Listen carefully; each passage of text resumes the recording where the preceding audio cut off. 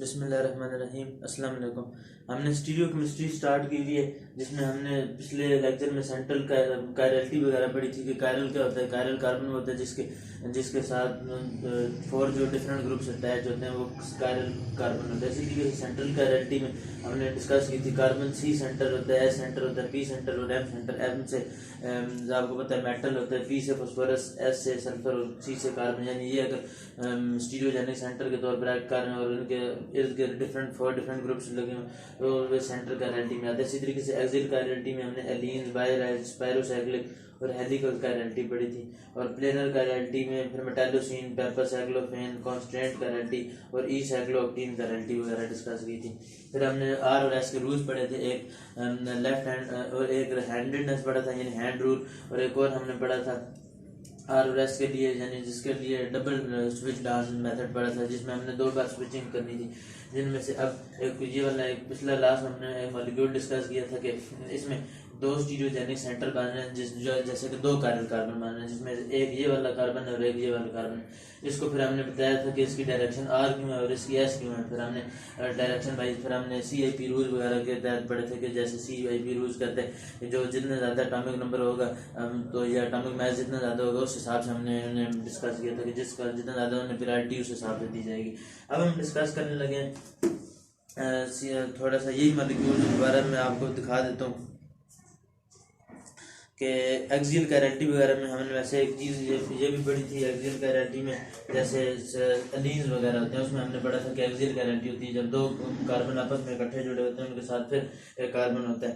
अब इसके साथ एक अगर मिथाइल ग्रुप इधर जुड़ा हुआ है और इस साइड में भी एक मिथाइल ग्रुप इधर जुड़ा हुआ है और ये वाला लेकिन है वेज के तौर पर, यानी जैसे हमने आपको उस दिन लास्ट लेक्चर में हमने ये बात डिस्कस की थी कि जो डॉटेड है वो इसका मतलब है इन द प्लेन, यानी प्लेन बोर्ड के अंदर गया है, और जो हमने पढ़ा था जो वेज होता है वो आउट ऑफ प्लेन यानी बाहर हमारी तरफ निकला है। ये वाला इसका मतलब है कि आउट ऑफ वेज, अगर वेज ना भी डॉटेड नहीं यानी। और ये वाला जो है ये एच जो है ये वाला ये क्या ये वाला डॉटेड है। डॉटेड का मतलब है ये अंदर गया है। फर्ज करें अगर ये कार्बन कार्बन के 2 मॉलिक्यूल है, ये भी कार्बन है, ये भी कार्बन है, ये भी कार्बन है, तो ये जो H है वो इस साइड पे बोर्ड के अंदर वाली साइड पे गया है, और ये जो H है ये वाला H ऊपर है, और ये वाला जो मिथाइल है ये वाला मिथाइल नीचे है, और ये वाला जो जहाँ तक बात है इस मिथाइल की तो ये वाला मिथाइल भी नीचे है, लेकिन इस ये वाला जो H है ये अंदर वाली साइड पे गया। तो सारी बात है प्लेन ऑफ सिमेट्री इसके अंदर एब्सेंट है, ये प्लेन ऑफ एक प्लेन में तो नहीं है। तो ये वाला H जो है ये अंदर गया है, ये वाला मिथाइल ग्रुप नीचे गया है, तो ये भी कायरलिटी है जो कि हमने इसमें डिस्कस की थी एक्सियल कायरलिटी के अंदर, एलीन्स के अंदर। तो अब हम आज एक मेथड पढ़ने लगे न्यूमैन प्रोजेक्शन वगैरह किस तरीके से ड्रा करते हैं और उसकी उस हिसाब से प्लस क्या होगा और माइनस क्या होगा। तो उसके लिए हम एक मेथड डिस्कस करने लगे, ये बहुत इंपॉर्टेंट है। इसमें अब न्यूमैन प्रोजेक्शन किस तरीके से ड्रा करते हैं। फर्ज करें अगर 2 कार्बन हो,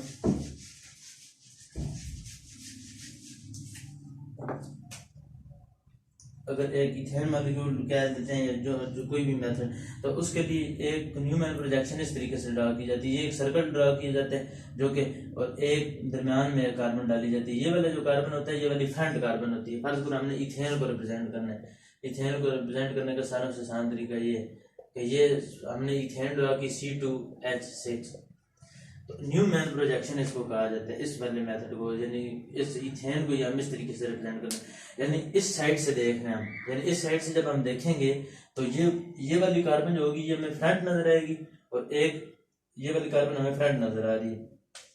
तो ये वाली जो कार्बन है अगर मैं C1 कह दूं तो ये C1 वाली ये वाली होगी जो फ्रंट डॉट में नजर आ रही है, और ये वाले इसके जो 3 हाइड्रोजन है वो ये इस तरीके से लगे होंगे। और इसी तरीके से इसी के पीछे हमें जो नजर आ रहे हैं, इसके पीछे एक और कार्बन है वो ये वाली है, और इसके साथ भी 3 हाइड्रोजन जुड़े हैं वो ये वाली कार्बन है। इसके साथ फिर हम 3 हाइड्रोजन जोड़ देंगे, एक ये हाइड्रोजन, एक ये हाइड्रोजन जोड़ देंगे, एक ये हाइड्रोजन, इस तरीके से भी शो कर सकते हैं। बाकी आगे ये इस प्रोजेक्शन को, इस यानी मेथड को न्यूमैन प्रोजेक्शन कहा जाता है। इसको रिप्रेजेंट करने का ये तरीका है, यानी अब ये वाला जो कार्बन है ये फ्रंट है, ये बिल्कुल इस तरीके से ये नजर आ रहा है ये वाला कार्बन, और ये वाला जो कार्बन है, अगर आप इस साइड से देखते हैं इस मॉलिक्यूल को, तो इथेन का मॉलिक्यूल किस तरह होगा, एक ये वाला मॉलिक्यूल, ये वाला कार्बन बिल्कुल हमें इस तरीके से ये वाली फ्रंट नजर आएगी इस जगह पे, और एक हाइड्रोजन इस साइड पे, एक हाइड्रोजन इस साइड पे, एक बिल्कुल इसी के पीछे भी हमें ये नजर आएगी। अगर ये भी मैं ऐसे ड्रा करूँ तो ये आगे कन्फर्मेशन की ना टाइप्स हमने बाद में पढ़नी है। कन्फर्मेशनल आइसोमर्स में हमने बात की थी कन्फर्मेशनल आइसोमर्स की, तो इसमें 3 आ जाते हैं। एक हमने पढ़ा था स्टैगर्ड आ जाते हैं जो कि मोस्ट स्टेबल होता है, फिर एक होता है इक्लिप्स और एक होता है गाउज। गाउज दरम्यान में आता है वैसे, यानी ये मिड में होता है, और ये वाला जो होता है इक्लिप्स जो होती है ये अनस्टेबल होती है बहुत ज़्यादा, क्योंकि ये इसमें टोरिजिनल स्ट्रेन बहुत ज़्यादा होती है। 2 किस्म की स्ट्रेन होती हैं, एक होती है टोरिजिनल स्ट्रेन और एक होती है स्टीरिक्स एंड्रेस या स्टीरिक स्ट्रेन जिसे कहते हैं। स्टीरिक टोरिजिनल स्ट्रेन जो होती है इलेक्ट्रॉन पेयर की रिपल्जन की वजह से जो स्ट्रेन डेवलप होती है, और जो स्टीरिक स्ट्रेन होती है वो बल्कि ग्रुप की आपस में जारी बात रिपल्जन होती है, तो उसकी वजह से भी स्टीरिक स्ट्रेन वगैरह डेवलप होती है। तो ये 2 हैं, क्योंकि इक्लिप्स में स्टीरिक स्ट्रेन बहुत ज्यादा होती है। अब इसी को अगर मॉलिक्यूल रिप्रेजेंट किया जाए तो एज इट इज इसी के पीछे आ सकते हैं, तो इस तरीके से हम इस तरीके से भी इथेन को इसी को रिप्रेजेंट कर सकते हैं, तो इसको इक्लिप्स कन्फर्मेशन कहा जाएगा। बहरहाल फिलहाल हमारा मेथड है न्यूमैन प्रोजेक्शन का। इसी तरीके से अगर स्टैगर्ड वगैरह की बात की जाए तो स्टैगर्ड को इस तरीके से अगर शो करना है तो स्टैगर्ड में क्योंकि स्टीरिक हिंड्रेंस कम होती है तो इसको स्टैगर्ड कहा जाता है, जो मोस्ट स्टेबल होती है क्योंकि ये मैक्सिमम फासले पर होते हैं। इसी तरीके से गॉज जो होती है इन दोनों के दरमियान में आ रही होती है, तो ये थोड़ी दरमियान में होती है इसकी जो हिंड्रेंस। इसी तरीके से आपने एक और चीज़ पढ़ी होगी कि एनर्जी और स्टेबिलिटी जो होती है वो आपस में इसका इन्वर्स रिलेशन होता है। एनर्जी इन्वर्सली प्रोपोर्शनल होती है स्टेबिलिटी की। कोई चीज़ अगर कितनी ज़्यादा एनर्जी उसकी होगी तो उसका मतलब वो स्टेबिलिटी उसकी उतनी कम है। इसी तरीके से एनर्जी ऊपर वाली साइड पे ड्रा की जाती है और नीचे वाली साइड पे जो होती है वो स्टेबिलिटी होती है, क्योंकि वो चीज़ नीचे हो तो वो स्टेबल होती है, वो गिर ही नहीं सकती। जो चीज़ ऊपर होती है वो हमेशा गिरती है। तो ये इसी तरीके से जो इक्लिप्स की होती है कन्फर्मेशन, उसकी एनर्जी तो इक्लिप्स की ज़्यादा होती है क्योंकि सारी बात है वो आपस में बॉन्ड रिपेल कर रहे हैं तो एनर्जी उनकी बढ़ जाती है। लेकिन ये होता है कि स्टेबल इक्लिप्स कम होती है। फिर ये वाली जो स्टैगर्ड होती है ये मोस्ट स्टेबल होती है, यानी वो नीचे होती है, एंटी स्टैगर्ड वगैरह से कहा जाए।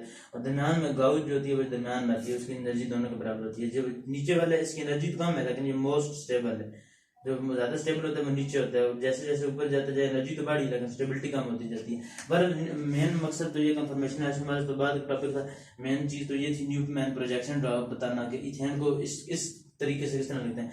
जो फ्रंट कार्बन होता है वो आगे इस तरीके से शो करते हैं और जो बैक वाला कार्बन होता है वो उसी तरीके से, अगर इधर से देखें तो बैक वाला कार्बन में पीछे नजर आ रहा होगा, उसी के पीछे पीछे हाइड्रोजन होंगे, तो वो इस तरीके से न्यूमैन प्रोजेक्शन ड्रॉ की जाती है। मेन चीज ये वाली थी इसकी न्यूमैन प्रोजेक्शन वगैरह ड्रॉ करना और फिर उससे फिर रिलेट करके बताना कि प्लस है या माइनस है। तो पहले तो एक चीज मेथड पढ़ते हैं, 2 मेथड है। एक तो ये है कि ये हमने एक ड्रॉ किया, ये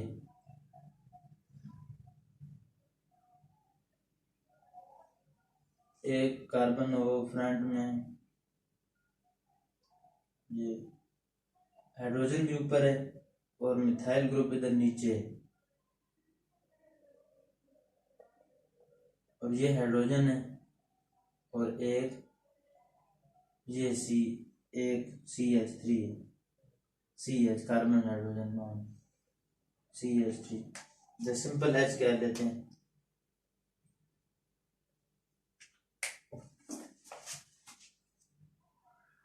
CH3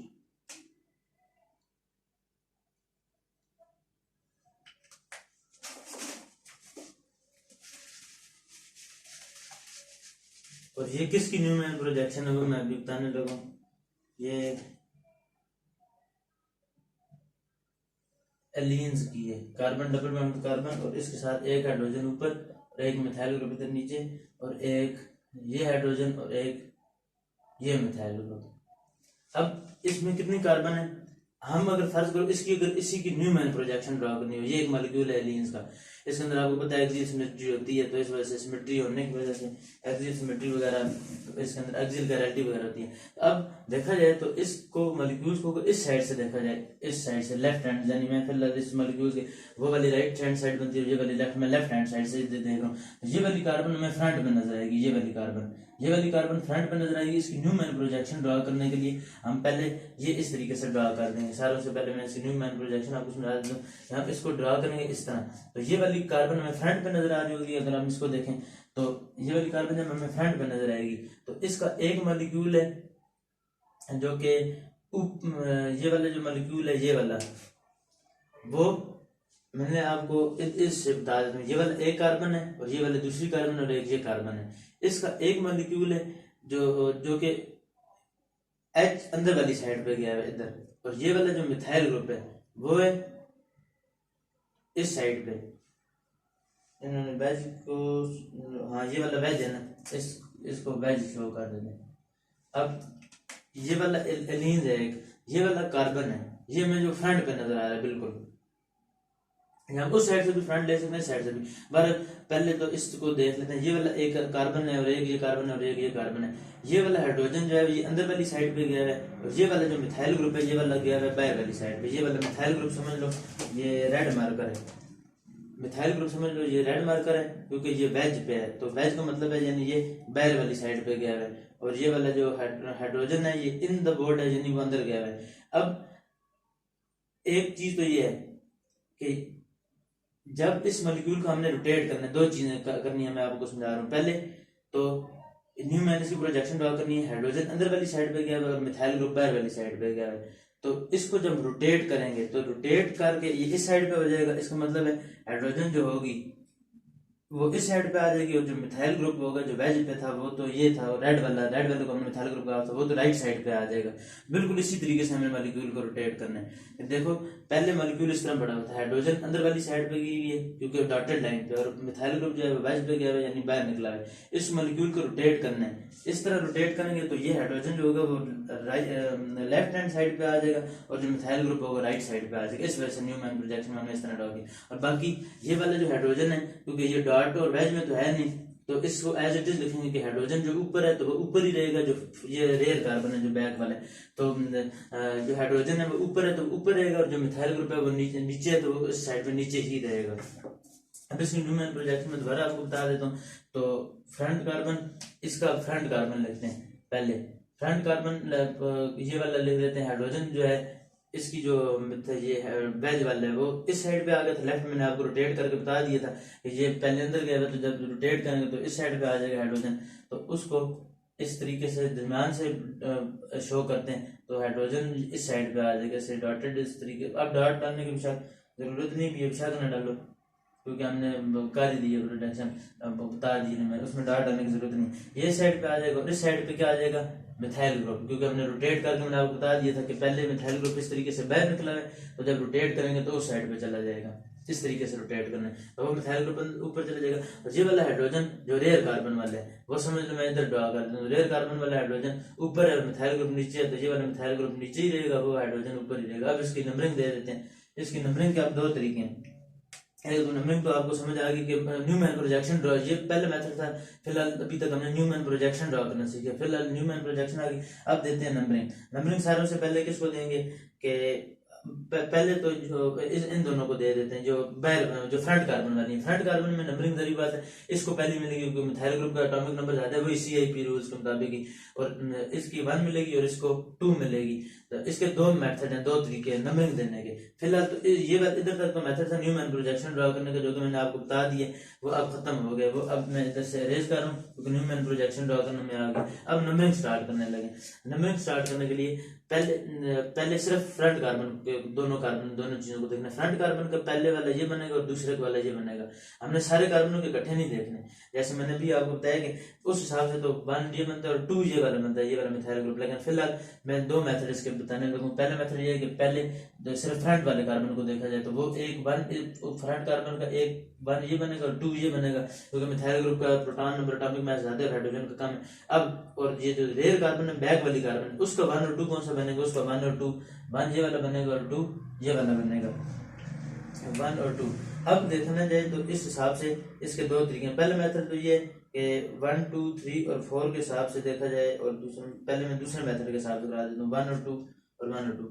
पहले एक मेथड ये कि इन दोनों का 1 देखा जाए, 1 1, यानी फ्रंट से रेयर, अगर फ्रंट से रेयर जो है ये वाला, क्योंकि हमने पढ़ा था कि ये वाला जो है, ये अंदर वाला जो है ये फ्रंट वाला कार्बन था। अब ये फ्रंट से रेयर में किस में जा रहा है, फ्रंट से रेयर वाली साइड पे जा रहा है ये क्लॉकवाइज पे, तो हम इसे कह देंगे प्लस, पी कह देंगे, और ये क्योंकि क्लॉकवाइज है, ठीक है। और इस मेथड में जो हम अभी न्यूमैन प्रोजेक्शन वाला मेथड पर, इसमें हम पी वाले को प्लस कहते हैं, जो क्लॉकवाइज होता है उसको क्लॉकवाइज कहते हैं, और पी के साथ प्लस, उसे प्लस लिख देते हैं। और ये क्लॉकवाइज क्यों है, क्योंकि दोनों को पहले पहले देखना जाए। ये वाला front carbon, front to rear, front to rear, अगर 1 1 जो है इनके, यानी ये फ्रंट का पहले और ये वाला रेयर का पहले, फ्रंट का पहले और रेयर का पहले अगर 1 to 1 जा रहा हो, यानी पहले फ्रंट का देखा जाए तो ये अब क्लॉकवाइज जा रहा है, ये पहले फ्रंट का जो कार्बन है वो पहले आ रहा है, और जो रेयर का कार्बन है वो दूसरे नंबर पे आ रहा है, यानी नीचे है वो। तो इस हिसाब से देखा जाए तो ये क्लॉकवाइज बन रहा है, तो इस वजह से प्लस कर दिया। और दूसरा मेथड इसका ये कि अगर आप 1 2 ना लिखो, डायरेक्ट नंबरिंग दे दो, जरी बात है, शेप तो इसी तरीके से बनेगी। ये फ्रंट कार्बन का मिथाइल ग्रुप है, ये फ्रंट कार्बन का हाइड्रोजन ग्रुप है, और ये वाला बैक का दूसरे कार्बन वाले, जो पीछे वाले कार्बन का हाइड्रोजन ऊपर गया है, और ये वाला मिथाइल ग्रुप नीचे। तो अब इसका देखा जाए तो फ्रंट वाले का ये पहला बनता है, उसके बाद ये फ्रंट वाले का ये वाला दूसरा बनता है, दूसरा हाइड्रोजन। फ्रंट के पहले नंबरिंग करनी है। हालांकि हमने पहले तो चीज और पढ़ी थी ना, कि हमने पढ़ा था कि पूरे मॉलिक्यूल को पहले बल्कि ग्रुप देखा जाता है, उस हिसाब से मर के। अब ये वाली, क्योंकि ये वाला कार्बन और है और ये वाला कार्बन और है, इसी वजह से ये फिलहाल पहले कार्बन को ही देखा जाएगा। पहले कार्बन का ये 1 है और ये 2 बनेगा। बाद बच्चे इधर गलती करते हैं कि रेयर कार्बन के इसको 2 लिख देते हैं, उधर से उनकी गलती हो जाती है। तो ये वाला पहला बनता है, ये वाला हाइड्रोजन इसका दूसरा बनता है। उसके बाद रेयर कार्बन पे जाना है, जो पीछे बैक वाली कार्बन, उसका फिर तीसरा ये वाला था। और ये वाला नीचे हमने क्यों लिखा, क्योंकि इधर भी ये वाला नीचे था और ये वाला हाइड्रोजन ऊपर था, तो इस वजह से हमने ये ऊपर लिखा। ये वाला हाइड्रोजन मिथाइल ग्रुप नीचे था, तो इसको 3 कह देंगे और इसको 4 कह देंगे। अब इसकी नंबरिंग दो, तो इसकी नंबरिंग क्या बनती है, 1 2 3, 1 2 3। देखा जाए तो ये क्या मान रही है, एस मान रही है, 1 2 3। ये एंटी क्लॉकवाइज आ रहा है ना, 1 2 3, तो ये एस मान रही है। एस में इसमें एस फिर नहीं लिखते, इसमें हम एम लिख देते हैं, एम के साथ लिख देते हैं, एस के साथ लिख देते हैं ये वाला, क्योंकि बन रहा है एस बन रही है ये। और इसी वजह से जो क्लॉकवाइज होती है ये वाली, क्योंकि क्लॉकवाइज बन रही थी, उस हिसाब से देखा जाए तो क्लॉकवाइज के साथ प्लस डालते हैं, और अगर कोई एंटी क्लॉकवाइज बन रही है तो उसके साथ फिर हम माइनस वगैरह लिखते हैं। तो ये इसके 2 मेथड हैं, दोनों मेथड मैंने आपको बता दिए, 1 2 3 और 4। क्योंकि 1 2 3 जा रहा है यानी एंटी क्लॉकवाइज, तो ऐसे। और जब इससे बात की, हमने कहा था फ्रंट से रेयर वाली साइड पे जाना है, तो ये वाला फ्रंट था, फ्रंट से रेयर वाली साइड पे गए, तो ये क्लॉकवाइज बन रहे, तो पी प्लस हमने इस वजह से लिखा था। अब एक और मेथड इसका पढ़ लेते हैं, ये मैं रेज करने लगूँ, अगर नहीं समझ आई तो फिर नेक्स्ट वाले मॉलिक्यूल में आपको समझ आ जाएगी।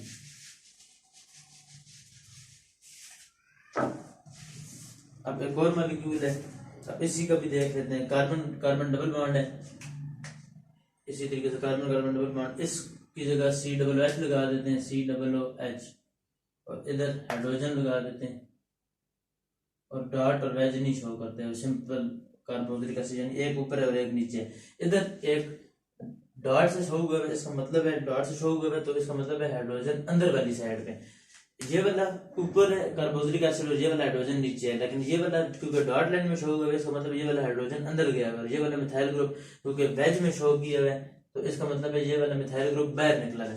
चीज वही है जैसे मैंने आपको पहले बताया था, इसकी न्यूमैन प्रोजेक्शन ड्रॉ करते हैं।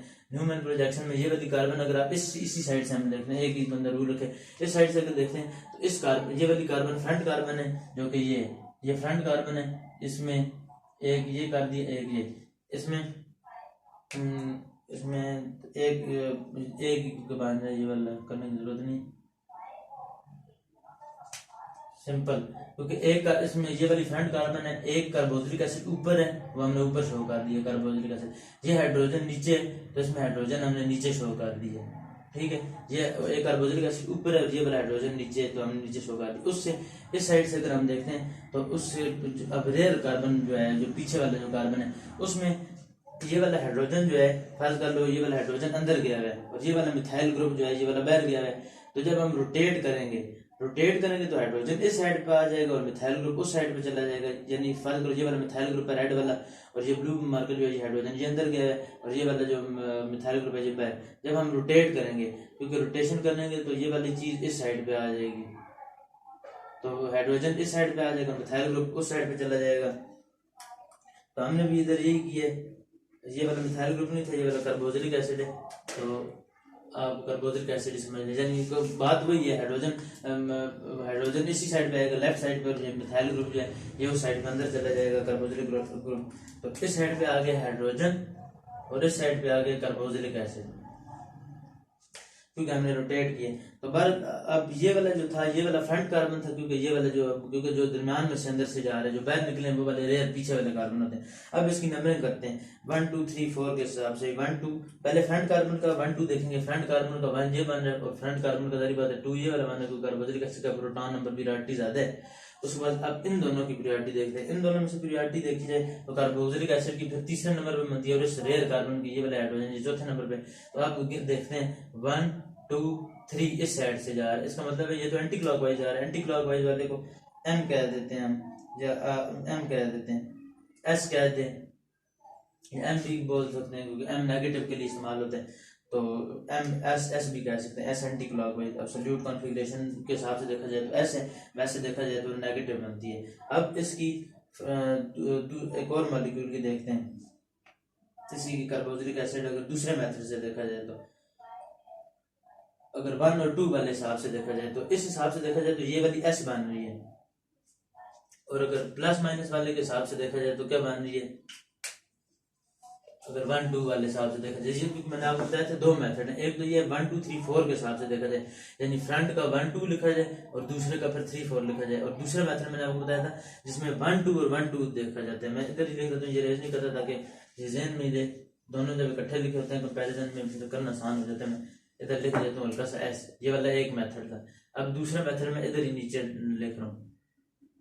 दूसरा मेथड ये कि ये एक हमने फ्रंट कार्बन ड्रॉ की, और क्योंकि हमने बताया था कार्बोक्सिलिक एसिड ऊपर है तो ये कार्बोक्सिलिक एसिड ऊपर ही रहेगा, ये हाइड्रोजन नीचे है तो ये इधर हाइड्रोजन नीचे ही रहेगा। इसके फिर पीछे वाली साइड पे जो हमें नजर आ रहा है उसमें हाइड्रोजन क्या है, वही चीज है दोबारा, हाइड्रोजन इस साइड पे और कार्बोक्सिलिक एसिड बाहर वाली साइड पे। रोटेट तो इससे को भी करेंगे तो हाइड्रोजन इस साइड पे आ जाएगा, कार्बोक्सिलिक एसिड उस साइड पे। मॉलिक्यूल की शेप इसमें भी यही बनेगी, हाइड्रोजन इधर कार्बोक्सिलिक एसिड इधर ही रहेगा। अब लेकिन मेथड नंबरिंग का मेथड सिर्फ मुख्तलिफ है और कोई चीज नहीं है। इसमें 1 2 तक तो सेम ही है, फ्रंट कार्बन का 1 ये होगा, उसका 2 ये होगा, लेकिन रेयर कार्बन को हम 3 4 कहने के बजाय 1 2 कह देंगे, 1 और 2। और इसमें हम देखेंगे ये में आर या एस बताती है, ये वाली जो ऊपर वाली थी 1 2 3 4 के हिसाब से जो एंटी क्लॉकवाइज होगी, तो हमने कहा था कि अगर एंटी क्लॉकवाइज है तो ये एस बन गई है, नीचे वाली हमें प्लस या माइनस बताती है। फिर हमने कहा था अगर फ्रंट से रेयर, ये फ्रंट कार्बन है ये रेयर, अगर फ्रंट टू रेयर अगर क्लॉकवाइज हो तो हम उसे प्लस कह देते हैं। अब देखते हैं ये प्लस है या नेगेटिव है। और अगर फ्रंट टू रेयर यानी फ्रंट कार्बन से रेयर कार्बन की तरफ अगर वो एंटी क्लॉकवाइज जा रहा हुआ तो फिर हम उसे माइनस कह देते हैं। अब इधर देखते हैं ये वाला कार्बन फ्रंट है, ये वाला क्योंकि फ्रंट का 1 है और ये रेयर का 1 है। अब इन दोनों को देखा जाए तो फ्रंट वाला कार्बन तो ऊपर है और ये वाला रेयर तो नीचे, इसका मतलब है इस तरीके से जा रही है, और ये तो क्लॉकवाइज होती है, क्लॉकवाइज के हिसाब से मतलब है ये फिर प्लस है, ये वाला माइनस नहीं है। अब पता चल, और जो प्लस होता है फिर उसके साथ हम पी लिखते हैं, अगर माइनस होता है तो उसके साथ एम लिखते हैं। ये वाली चीज आपको समझ आ गई होगी, ये पी है तो पी की और एस की आप लोगों को समझ आ गई कि ये एस हमने किस तरीके से लिखी है, न्यूमैन प्रोजेक्शन ड्रॉ की है। पहले हमने ये सीखा न्यूमैन प्रोजेक्शन क्या होती है, फिर हमने एस को कहा कि क्लॉकवाइज एंटी क्लॉकवाइज होगी तो एस होगी। फिर हमने अभी बात की कि फ्रंट से रेयर कार्बन में अगर जा रही है प्लस पे जा रही है, क्लॉकवाइज जा रही है तो उसे प्लस कह देंगे, उसे पी की वजह से हम प्लस कहते हैं, क्लॉकवाइज होकर जा रही है। अब हम आगे पढ़ते हैं, बाइफिनाइल्स वगैरह पढ़ लेते हैं। बाइफिनाइल्स एक पढ़ लेते हैं,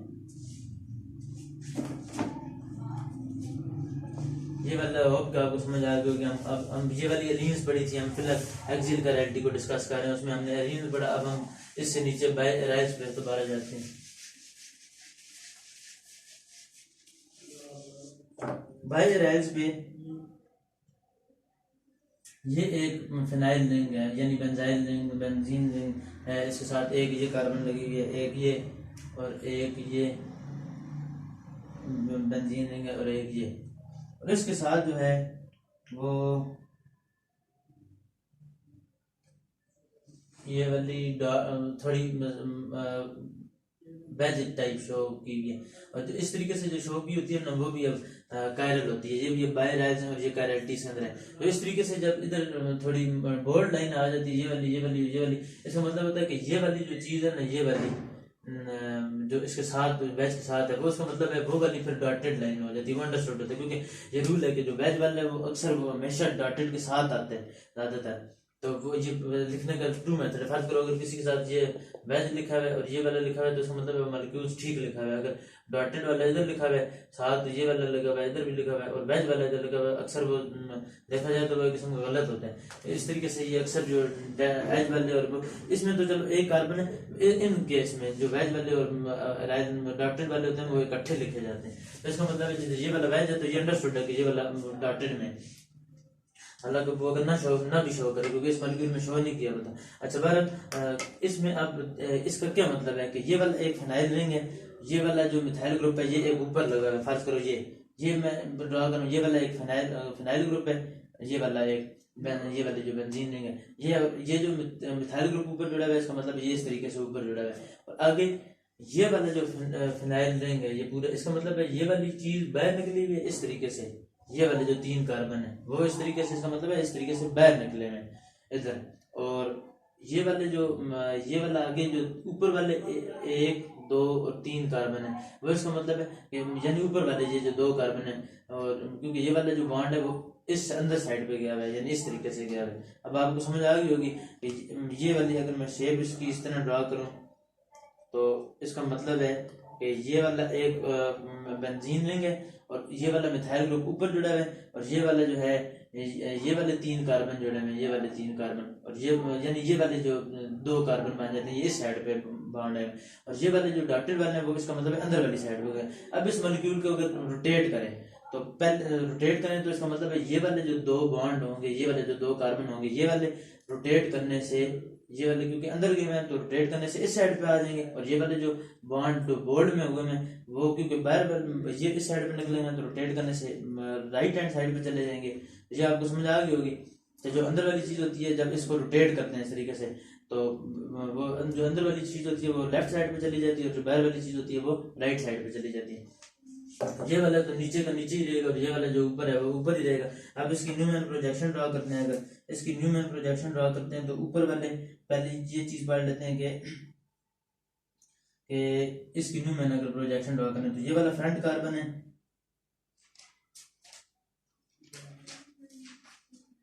इस तरह, और ये वाले क्योंकि ये वाला फ्रंट कार्बन है और ये इसका जो फ्रंट कार्बन है देखा जाए अगर इस कार्बन की बात की जाए इस कार्बन को देख लेते हैं कि ये वाला फ्रंट कार्बन है तो इस कार्बन को तो ये वाला फ्रंट है और इस ये वाला फ्रंट है तो इसका मतलब है कि इसके ऊपर एक ये वाला कार्बन आ गया, ये वाला कार्बन ये हो गया और ये इस तरह गया हुआ है और ये इस तरह गया हुआ है और इस तरह गया हुआ है और इसका जो नीचे वाला हिस्सा है वो ये वाला गया हुआ है, ये वाला कार्बन और एक ये वाला कार्बन है साथ फिर एक और बॉन्ड फिर साथ एक ये वाला बॉन्ड।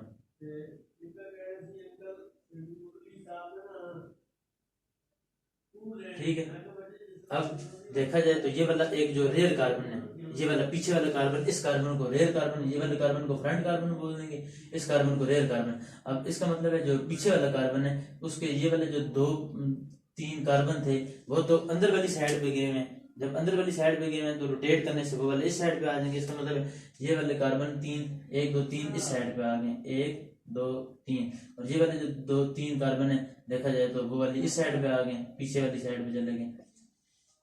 तो अब देखते हैं तो जरी बात है इन साइड पे तो बराबर ही होगी। तो अब ऊपर वाली कार्बन को देखते हैं क्योंकि इसके साथ भी ये वाला जो पीछे वाला कार्बन है ये वाला, इसको ये वाला जो बाहर निकला हुआ है वो वाला क्योंकि जो बाहर निकला हुआ है वो वाला राइट हैंड साइड पे चला जाता है, जब इसको रोटेट करते हैं उस साइड पे चला जाता है। इसका मतलब है इसके ये वाला रेयर कार्बन था ये वाला, इसके साथ वाली जो कार्बन है उसके साथ तो एक और कार्बन अटैच है, इसका मतलब इस कार्बन के साथ एक और कार्बन अटैच है। तो अब देखते हैं नंबरिंग देते हैं, इन ऊपर और नीचे वाले में से नंबरिंग दें तो प्रेफरेंस ऑर्डर पहले ऊपर वाले को मिलता है और 2 इसको मिलते हैं। और इसको देखा जाए पहले मैंने आपको बताया दो मेथड है, एक से प्लस माइनस का पता चलता है, प्लस माइनस से यानी पी है या एम है, और दूसरे से हमने बताया था कि आर या एस पता चलता है। क्लॉकवाइज है या एंटी क्लॉकवाइज है तो एस, इधर भी प्लस है तो क्लॉकवाइज, माइनस है तो एंटी क्लॉकवाइज। हम देखते हैं इसकी भी न्यूमेरिकल प्रोजेक्शन, तो इस दोबारा जी उठा कर लिख लेते हैं। ऊपर है तो एक ये कार्बन हो जाएगी, इधर ये है तो एक ये हो जाएगी, तो इधर भी बराबर कार्बन का नंबर तो बराबर है इस साइड पे, लेकिन ज्यादा है। अब देखा जाए प्रेफरेंस वगैरह, तो फ्रंट कार्बन का 1 ये और 2 ये, फिर क्योंकि 1 ये क्योंकि इसके साथ इस कार्बन के साथ इस कार्बन का जब दोनों कार्बन देखा जाए, ये भी कार्बन के साथ जुड़ा हुआ ये भी कार्बन है तो टाई पड़ेगी। फिर ये वाली जो कार्बन है ये आगे 1 और 2 कार्बन के साथ जुड़ी हुई है ऊपर वाली जो है, लेकिन जबकि नीचे वाली कार्बन सिर्फ 1 कार्बन के साथ जुड़ी हुई है। इसका मतलब ऊपर वाले को प्रेफरेंसेस बच्चे हमने मान दी है। अब इस पीछे वाली कार्बन की बात कर लेते हैं। ये वाली जो कार्बन है रेयर कार्बन, जो पीछे वाली कार्बन है वो ये वाली कार्बन है, इसके साथ ये ऊपर वाला जो अंदर वाला हिस्सा है वो क्योंकि राइट हैंड साइड पे आ गया, ये वाला जो वेज डॉटेड वाला है वो इस साइड पे आ गया और जो वेज वाला है वो इस साइड पे चला गया। तो देखा जाए तो वेज वाले को प्रेफरेंस दी जाएगी, क्यों? क्योंकि इस वजह से नहीं कि ये वेज में, इस वजह से प्रेफरेंस दी जाएगी कि ये कार्बन आगे सिर्फ 1 कार्बन के साथ जुड़ा हुआ है, जबकि ये वाला कार्बन आगे 1 और 2 कार्बन के साथ जुड़ा हुआ है। क्योंकि इधर से देखा जाए तो ये तो 1 कार्बन के साथ जुड़ा हुआ है सिंपल, और ये वाला 1 कार्बन के साथ, ये वाला जो है सिर्फ आगे 1 कार्बन के साथ जुड़ा हुआ है, जबकि ये 1 और 2 आगे 2 कार्बन के साथ जुड़ा हुआ है। इस वजह से प्रेफरेंस इसको दी जाएगी। इसको हम क्या कह देंगे 3 और इसको कह देंगे 4। फिर हम देखेंगे कि 1 2 3 इस साइड इस तरह बांधने 1 2 3 और 1 2 3 आपको पता है कि एंटी क्लॉकवाइज इस साइड पे बांधने, तो एंटी क्लॉकवाइज वाले को हम एस कहते हैं, तो ये एंटी क्लॉकवाइज है। और प्लस और माइनस के हिसाब से देखा जाए ये वाला मॉलिक्यूल क्या है, तो उस हिसाब से देखा जाए तो 1 ऊपर वाले को हमने क्या कहा है और इसको 2, और अब इन दोनों में से 1 किसको बोलेंगे, वो हमने इसको बोला रेयर कार्बन का 1 इसको कहेंगे और रेयर कार्बन का 2 ये।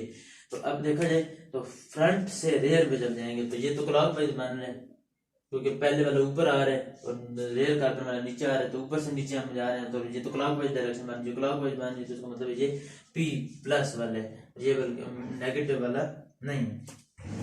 तो आपको P प्लस न्यूमैन प्रोजेक्शन के थ्रू आपको ये जो आज हम पढ़ रहे हैं न्यूमैन प्रोजेक्शन वगैरह, तो ये आपको समझ आ गई होगी न्यूमैन प्रोजेक्शन के हिसाब से हम किस तरीके से निकालते हैं, प्लस और माइनस वगैरह किस तरह निकालते हैं, आर और एस किस तरह निकालते हैं। अब एक और मॉलिक्यूल कर लेते हैं, क्योंकि सारी बात जितने ज्यादा मॉलिक्यूल होंगे प्रैक्टिस उतनी ज्यादा होगी। ये वाला मॉलिक्यूल आपको समझ आ गया, मैं रेस कर देता हूँ। एक और मॉलिक्यूल करते हैं कंपाउंड, उसमें अच्छा एक नाइट्रो ग्रुप इधर लगा देते हैं। ये एक मॉलिक्यूल है और ऊपर वाली साइड पे एक नाइट्रो ग्रुप लगा हुआ है, इधर ये और इस साइड पे एक हाइड्रोक्सिल ग्रुप लगा हुआ है और एक इधर नाइट्रो ग्रुप लगा हुआ है। देखा जाए तो इसमें और पिछले मॉलिक्यूल में फर्क कोई नहीं है, क्योंकि जारी बात है। अब इसकी हम अगर वो करते हैं फ्रंट कार्बन को देखते हैं तो ये वाली फ्रंट कार्बन ये वाली बनती है फ्रंट कार्बन, पिछले मॉलिक्यूल में भी यही था, सिर्फ हमने नाइट्रो ग्रुप लगा दिया हाइड्रोक्साइड। बात तो यही है, इसमें भी नंबरिंग 1 इसको इस वाली साइड के हिस्से को दी जाएगी, इस वाले हिस्से को दूसरी नंबरिंग दी जाएगी, क्योंकि ये वाला नीचे है तो नीचे होने की वजह से नहीं दी जाएगी, तो है तो ये नीचे ही, और ये वाला ऊपर वाला ऐसा फर्स्ट है लेकिन ऊपर है, लेकिन नंबरिंग इन दोनों में से नंबरिंग ऊपर वाले को फर्स्ट इस वजह से दी है क्योंकि ये कार्बन जो है ये इस कार्बन के साथ जुड़ा हुआ है जो आगे 2 कार्बन के साथ जो आगे नाइट्रो ग्रुप के साथ होगा, नाइट्रोजन के साथ जुड़ा हुआ है, जबकि ये वाला कार्बन किसी नाइट्रोजन के साथ नहीं जुड़ा हुआ है, इस वजह से नंबर 1 ऊपर वाले को बोलेंगे और नंबर 2 नीचे वाले को। अब पीछे बैक वाली कार्बन देखी जाए तो उसमें ये वाला हिस्सा जो है ये अंदर गया है और इधर टाइप हट गई, क्योंकि ये वाला जो कार्बन है ये रेयर कार्बन है, ये एक कार्बन और 2 एक ये भी कार्बन के साथ जुड़ा हुआ है, ये भी कार्बन के साथ जुड़ा हुआ है, लेकिन जबकि ये कार्बन आगे एक कार्बन के साथ जुड़ा हुआ है और ये कार्बन एक नाइट्रो ग्रुप के साथ जुड़ा हुआ है, इस पर से प्रेफरेंस इसको दी जाएगी 3 और उसके बाद ऊपर वाले हिस्से को 4 दी जाएगी। तो देखा जाए तो 1 2 3 4 तो ये तो बन रही है एस बन रही है देखो। और अगर दूसरे हिसाब से दी जाए जो हम प्लस और माइनस के हिसाब से कह रहे हैं तो इसको फिर 1 दी जाएगी, ऊपर वाले को 2 दी जाएगी, तो 1 और 2 उस हिसाब से नीचे जा रहा है, 1 वाला ऊपर है 2 वाला इस साइड से आ रहा है नीचे और वो वाला ऊपर है, तो देखा जाए तो ये प्लस ही बनता है। क्योंकि ऊपर नेटवर्क वन वाला ऊपर है, फ्रंट वाला ऊपर है और रेयर वाला जो है वो नीचे आ रहा है। जैसे हमने पीछे बात की तो प्लस प्लस मान जाते हैं, तो ये प्लस मान है उस हिसाब से। ये वाला एक और मॉलिक्यूल हमने किया है। अब हम करते हैं एक और मॉलिक्यूल कर लेते हैं। ये वाला मॉलिक्यूल आपको समझ आ गया होगा, इधर ही ये वाला मैं इरेज नहीं करता, फिलहाल लिखा है, एक और बना देता हूँ इधर ही मॉलिक्यूल।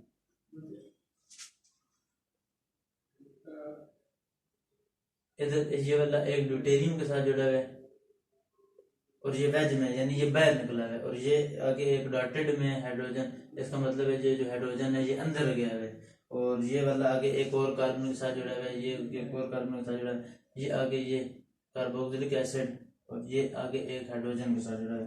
अब देखा जाए तो इसमें स्टीरियोजेनिक सेंटर वगैरह और कौन सा ड्रा करेंगे, इसमें इसकी न्यूमैन प्रोजेक्शन सारों से पहले ड्रा करते हैं। न्यूमैन इसकी प्रोजेक्शन ड्रा करेंगे इस मॉलिक्यूल की, तो बनेगी इस कार्बन को अगर हम फ्रंट कार्बन कह देते हैं,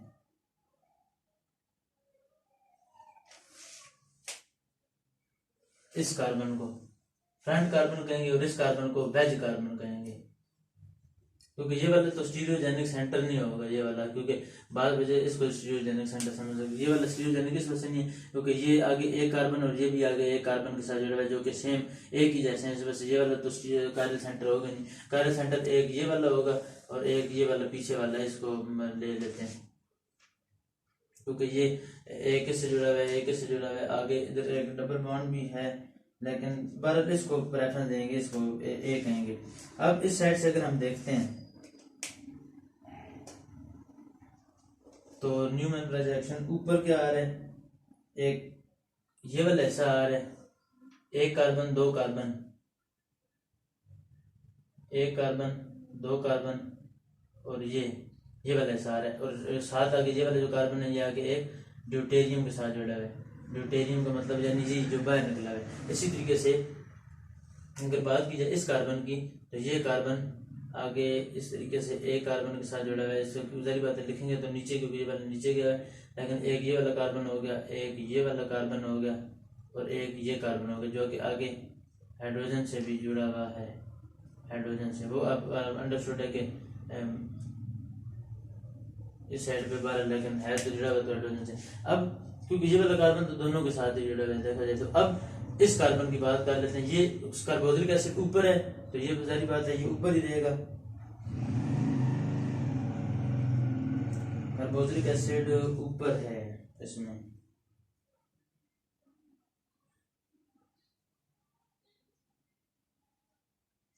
इसको हम दूसरे साइड से देख लेते हैं, उस साइड से, क्योंकि अगर उस साइड से देखें क्योंकि कार्बोक्सिलिक एसिड अगर ऊपर है तो कार्बोक्सिलिक एसिड अगर ऊपर है और हाइड्रोजन नीचे, जब इसे रोटेट करते हैं तो ये ऊपर और नीचे ही होना चाहिए। इस मॉलिक्यूल को दोबारा मैं ड्रा करता हूँ, इस कार्बन से देखते हैं, उस कार्बन से अगर इस कार्बन से देखेंगे तो कार्बोक्सिलिक एसिड ऊपर है तो ये ऊपर ही रहेगा, हाइड्रोजन नीचे तो ये नीचे ही रहेगा। अब रेयर वाली कार्बन वाली देखते हैं, ये वाला जो मॉलिक्यूल है ऐसा, तो ये वाला हिस्सा जो है ये ऊपर है तो ये 3 पे आ जाएगा और 4 पे हाइड्रोजन, इधर क्या लिखा है कार्बन के साथ हाइड्रोजन,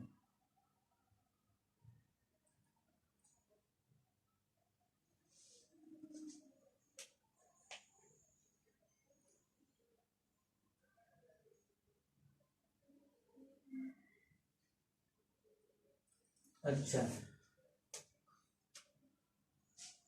इस साइड से देखते हैं तो कार्बोक्सिलिक एसिड ऊपर है, हाइड्रोजन नीचे ही है, और इधर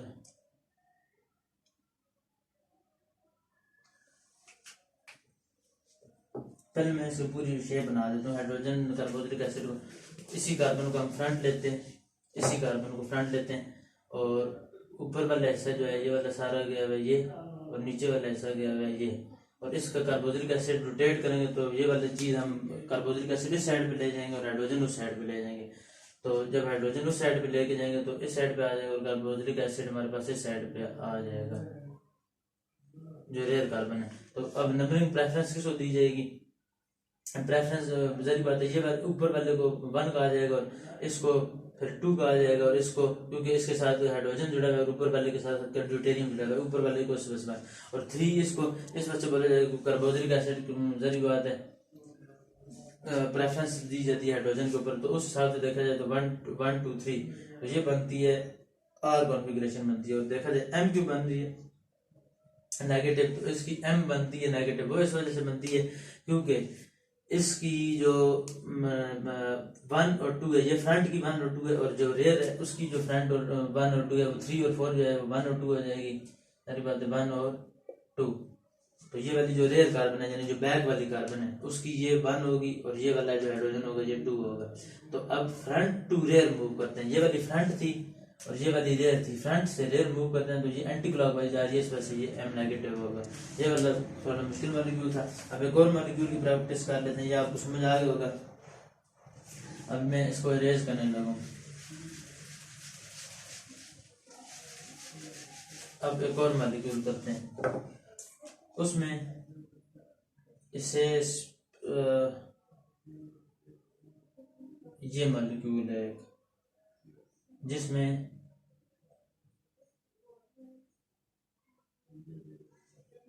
ये वाला वेज में, यानी वेज का मतलब यानी ये बाहर निकला है क्योंकि ये बोल्ड में, और ये वाला भी बोल्ड में।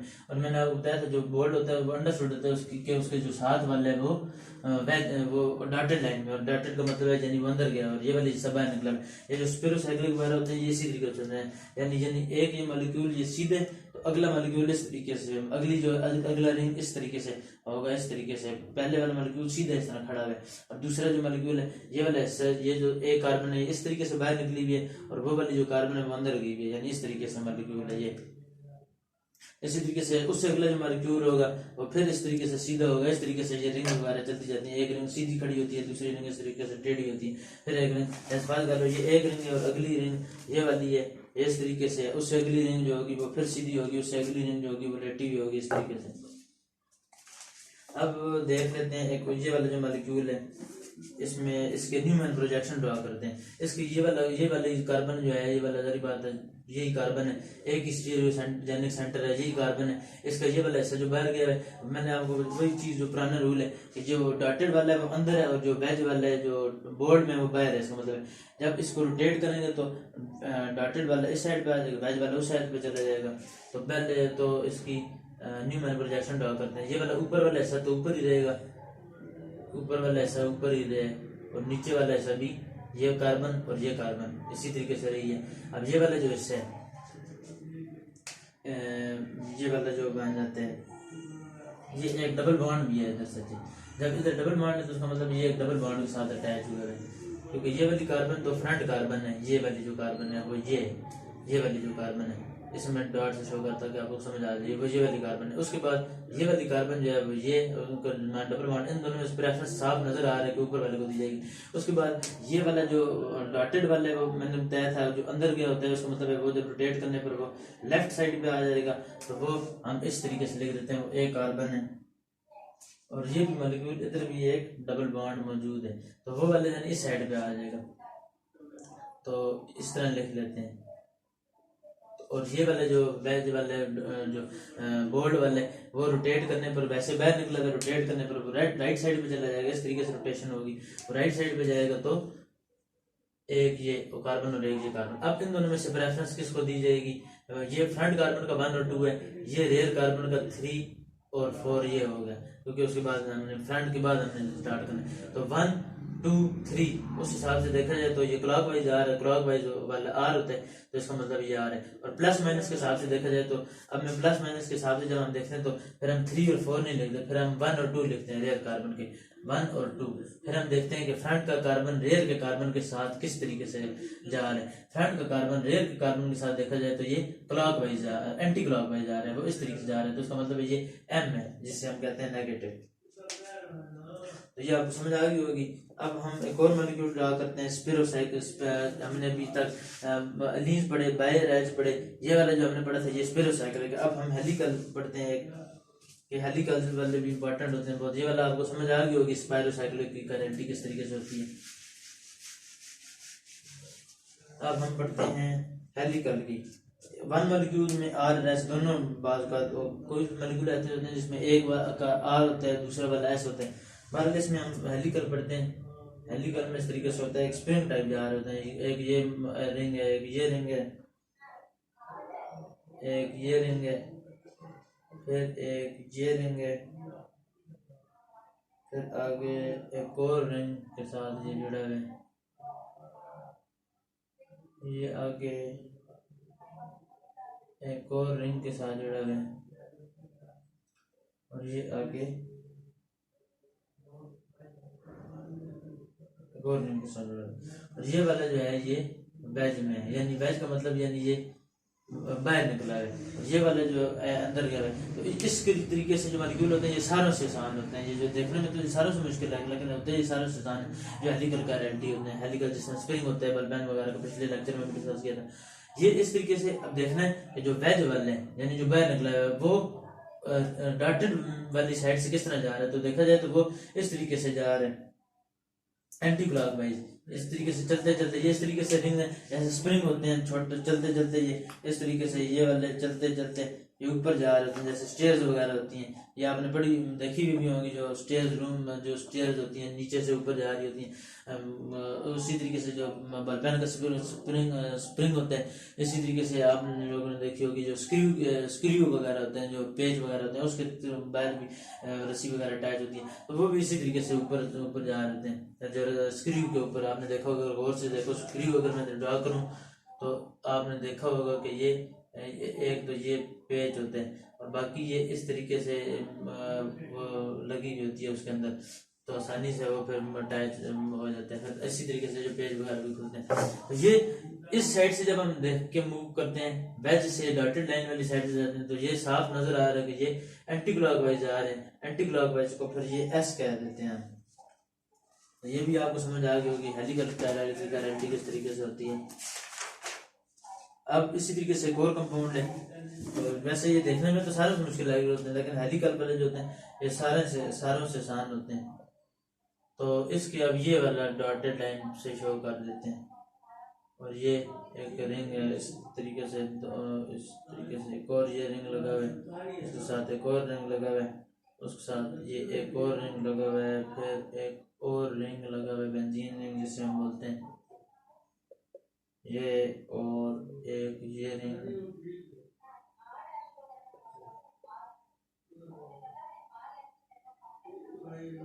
और ये इस तरीके से वो वाला डॉटेड लाइन में था, ये वाला वेज में। तो हमने वेज से डॉटेड वाली साइड में मूव करना है। जब वेज से डॉटेड से वाली साइड में मूव करेंगे तो ये क्या बन रहा है, वेज से डॉटेड वाली साइड में मूव करेंगे तो इस तरीके से चलती भी जा रही है। ये तो anti clockwise direction, anti clockwise है, तो इसका मतलब है ये एस है। ये आपको समझ आ गई होगी। इसी तरीके से एक कोर मॉलिक्यूल है, उसकी एब्सोल्यूट कॉन्फ़िगरेशन कर लेते हैं एलीन्स की। ये आपको हेलिकल स्प्रिंग से तो सारों से आसान होती है, वेज से हम सिर्फ सिंपली डॉटेड वाली साइड पे मूव करना होता है। अब हम स्टार्ट करते हैं, दोबारा एक पढ़ लेते हैं एब्सोल्यूट कॉन्फ़िगरेशन। एब्सोल्यूट में आर और एस आ जाती है, उसमें एलीन्स का एक मॉलिक्यूल पढ़ लेते हैं। ये कार्बन कार्बन बॉन्ड है, कार्बन कार्बन बॉन्ड है, ये इसके साथ इसमें OH है, इधर एक वेज में हाइड्रोजन है, और एक इसके साथ एक फिनाइल रिंग मौजूद है, बेंजाइल रिंग जिसे कहते हैं बेंजीन रिंग, और इधर एक मिथाइल ग्रुप है। अब इसी की न्यूमैन प्रोजेक्शन ड्रॉ करनी है। अगर न्यूमैन प्रोजेक्शन ड्रॉ करनी है तो ये वाला कार्बन फ्रंट कार्बन है, ये इस कार्बन को फ्रंट कार्बन लेंगे, इसको रेयर कार्बन। इसको जब फ्रंट लिया नीचे दरम्यान वाले को छोड़ देंगे, क्योंकि वो इन दोनों के दरम्यान होगा तो नजर ही नहीं आता। इसी वजह से ये वाला न्यूमैन प्रोजेक्शन में ये वाला फ्रंट कार्बन ड्रॉ किया, इसके ऊपर ये वाला रिंग जुड़ा है, तो इस तरीके से फिनाइल रिंग इधर लिख देते हैं, और ये वाला जो नीचे है वो मिथाइल है, तो ये मिथाइल नीचे लिख दिया। उसके ये वाला रेयर कार्बन है। अब रेयर कार्बन में जारी बात है हाइड्रोक्सल ये अंदर गया है, और हाइड्रोजन ये वाला समझ लो, ये वाला मार्कर में चेंज कर देता हूँ, समझो कि ये वाला जो हाइड्रोक्सिल ग्रुप है ये अंदर है, और ये जो ब्लैक वाला ये हाइड्रोजन है, ये बाहर है। इसकी जब रोटेशन करेंगे तो हाइड्रोजन जो होगा ये राइट साइड पे चला जाएगा, तो हाइड्रोजन ये चला गया राइट साइड पे, हाइड्रोजन राइट साइड पे चला गया, और ये हाइड्रोक्सिल ग्रुप ये लेफ्ट साइड पे चला गया। अब इसकी नंबरिंग दे देते हैं। नंबरिंग में सारी बात है, ये फ्रंट कार्बन की सारों से पहले नंबरिंग देनी है। वैसे तो नंबरिंग इसकी नहीं देनी, बाद बच्चे इसको हाइड्रोक्सिल को फर्स्ट लिखना लाग पड़ता है। ये वाली चीजें में रखना कि इधर बाद बच्चों को ये वाली बहुत ज्यादा गलती होती है। फिनाइल ग्रुप, ये फ्रंट कार्बन की हमने पहले नंबर स्टार्ट करनी है। फ्रंट की ये वाले 1 है और फिर इसमें फिर भी नहीं जाना, पहले फ्रंट की दोनों कार्बन पूरी करनी है। फ्रंट की पहला हिस्सा 1 ये बनता है और 2 ये बनता है, और उसमें फ्रंट में फिर तीसरा जो है, अब रेयर कार्बन पे अब मूव करेंगे। रेयर कार्बन का पहला ये बनता है और दूसरा ये बनता है। तो उस हिसाब से हम जो प्लस और माइनस में देख रहे थे वो 1 के हिसाब से देख रहे थे। फ्रंट का रेयर, ये जो रेयर के फ्रंट का जो कार्बन है वो रेयर के कार्बन के जो ग्रुप है, फ्रंट का जो पहला है और रेयर का जो पहला है, उस हिसाब से देखा जाए तो ये बन रहे हैं क्लॉकवाइज जा रहे हैं, एंटी क्लॉकवाइज जा रहे हैं, तो इसका मतलब है ये माइनस में। और अब दूसरे हिसाब से आर और एस में से देखा जाए तो उस हिसाब से क्या, उस हिसाब से हमने पता है कि हम 1 और 1 2 1 2 नहीं लिखते, 1 2 3 4 लिखते हैं। तो उस हिसाब से 3 ये बनता है और 4 ये बनता है, तो उस हिसाब से ये 1 2 3, उस हिसाब से ये बन रहा है आर बन रहा है क्लॉकवाइज। तो ये मैंने वही बात है, ये जरूरी नहीं है कि जो आर होगा वो प्लस ही होगा, क्योंकि आर क्लॉकवाइज आर और एस में से अगर क्लॉकवाइज मूव करो तो हम उसे आर कह देते हैं, और दूसरी साइड से तो एंटी क्लॉकवाइज मूव कर तो उससे हमने माइनस कह दिया। तो जरूरी नहीं है कि एक का क्लॉकवाइज दूसरे का भी लाजमी क्लॉकवाइज ही होगा, तो ये जरूरी नहीं है। आर वाला माइनस भी हो सकता है, आर वाला प्लस भी, इसी तरीके से जो माइनस वाला है वो एस भी हो सकता है, प्लस वाला एस भी हो सकता है। अब इसी तरीके से एक स्पाइरेंज वगैरह भी होती हैं, एक आर वगैरह, सेंट्रल वगैरह, स्पाइरेंज, इस तरीके से स्पाइरेंज वगैरह ड्रॉ की जाती हैं। ये कार्बन है, ये कार्बन है, तो एक इस तरीके से स्पाइरेन वगैरह ड्रॉ की जाती है। ये वेज में, ये डॉटेड में, ये फिर इस तरीके से इनको स्पाइरेंज वगैरह कहा जाता है। इनके अंदर भी कैरेलिटी वगैरह होती है। अब एक कैरल वगैरह सब्सटीट्यूटेड 90 डिग्री के हिसाब से एक दूसरे के साथ से पड़ी होती है, यानी एक ये इस तरीके से पड़ी है तो अगले 90 डिग्री पे, जैसे हमने पहले बात की थी कि एक रिंग इस तरह है, फिर अगला इस तरीके से पड़ा होगा, उससे आगे वाला इस तरीके से 90 डिग्री पे, उससे अगला फिर 90 डिग्री पे। Substituents on bi rings are pair in different direction, the central is not a stereo centre molecule is axially chiral. तो अच्छा, एक और मॉलिक्यूल डिस्कस करते हैं, ये इसकी कैरेलिटी देख लेते हैं। ये वाला आपको समझ आ गया होगा।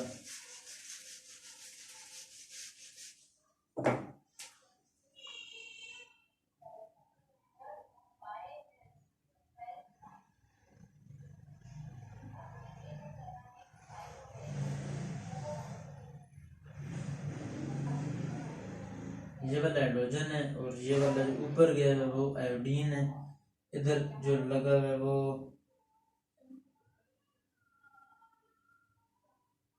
डबल बॉन्ड विद ऑक्सीजन लगा है। अब देखते हैं कि न्यूमैन इसकी प्रोजेक्शन क्या बनती है। न्यूमैन प्रोजेक्शन में अब इसकी अगर देखी जाए तो एक आयोडीन, पहले इस कार्बन को ले लेते हैं, फ्रंट कार्बन को लेंगे तो इसमें जो सारी बात है, आयोडीन जो अंदर गया है वो हम बार 100 बार पढ़ चुके हैं, जो अंदर गया है वो लेफ्ट साइड पे चला जाएगा और हाइड्रोजन जो बाहर निकला है वो राइट साइड पे चला जाएगा। तो इधर हम राइट साइड पे हाइड्रोजन बना देते हैं और लेफ्ट साइड पे आयोडीन बना देते हैं। बाद में जो गलती करते हैं, जब वो इसको न्यूमैन प्रोजेक्शन में लिखते हैं, इधर भी डॉट और डैश शो करते हैं, इधर फिर डॉट और डैश शो करने की जरूरत नहीं है हमको, फिर अंडरस्टूड है कि सारी बात डॉट और डैश तब भी इसी डायरेक्शन में आए हैं, प्लस और माइनस में, और इस लेफ्ट और राइट साइड पे। अब ऊपर और नीचे वाले को देखा जाए तो ऊपर में कार्बोक्सिलिक एसिड वाला इस, अब इधर देखा जाए तो क्योंकि हम इस कार्बन की बात कर रहे हैं और ये वाला जो है ये रेयर कार्बन है, देखा जाए तो रेयर कार्बन का जो है ये जो रेयर कार्बन है उसमें अब इसी कार्बन का जो ऊपर और नीचे वाला हिस्सा है कि ऊपर वाला हिस्सा ये वाला बन रहा है, ये सारे का सारा ऊपर वाला हिस्सा है, तो 1 2 3 4, इस साइड पे भी 1 2 3 4, ये वाला देखा जाए तो ऊपर वाला हिस्सा, इसी को एक ही इसको कह देते हैं, बस ये अंदर से निकाल देते हैं। तो ये वाला जो हिस्सा होगा 1 2 3 4 और ऊपर वाला 1 2 3 4, ये 5वें कार्बन पे एक ऑक्सीजन ग्रुप है, जबकि इधर देखा जाए तो इधर 5वें कार्बन पे कोई नहीं है। इस वजह से नीचे वाले को प्रेफरेंस नहीं दी जाएगी, नीचे वाले को चौथा नंबर दिया जाएगा, क्योंकि ये वाला 1 कार्बन 2 3 4 5 कोई ऑक्सीजन नहीं है, जबकि ऊपर वाले को देखा जाए तो 1 2 3 4 5 पे ऑक्सीजन है कहा, इस वजह से ऊपर वाले इसमें जैसे आयोडीन को प्रेफरेंस दी गई है उसको इसी तरीके से इसको इसमें 3 वाले को प्रेफरेंस दी जाएगी ऊपर वाले को, क्योंकि ऊपर वाले ऐसे जो है उसमें कार्बन को ऑक्सीजन के साथ बॉन्ड मौजूद है, जबकि नीचे वाले इसमें कार्बन को ऑक्सीजन के साथ कोई बॉन्ड नहीं मौजूद, कार्बन के सिर्फ कार्बन के साथ लगे। तो 1 2 3 पढ़ते हैं, 1 2 3 जो है ये इस हिसाब से मूव करके जा रहे हैं, एंटी क्लॉकवाइज तो इस वक्त एस कह देंगे। अब प्लस और माइनस के हिसाब से हमने जब बात की तो हमने कहा था कि उस हिसाब से हम 3 और 4 नहीं लिखते, जब प्लस और माइनस लिखने फिर रेयर के भी 1 और 2 ही लिखते हैं। अब रेयर का 1, अब हमने मूव किधर करना है, फ्रंट से रेयर पे जाना है। जब फ्रंट से रेयर पे जाएंगे, और तो फ्रंट का आयोडीन 1 है और ये रेयर का 1 है, तो उस हिसाब से देखा जाए तो ये क्लॉकवाइज जा रहे हैं, तो इसका मतलब है ये प्लस है। तो आपको ये समझ आ गई होगी वाले मॉलिक्यूल की। अब एक और कंपाउंड ड्रा करता हूँ इधर ही, ये मतलब आपको समझ आ गया होगा कि ये एस किस तरह और प्लस किस तरह। इसी तरीके से एक और कंपाउंड ड्रा करता हूँ, उसमें एक ये और एक ये वेज में शो किया गया, और ये एक डॉटेड लाइन में शो किया गया, और इसके साथ डबल बॉन्ड है, और इधर भी एक रिंग है।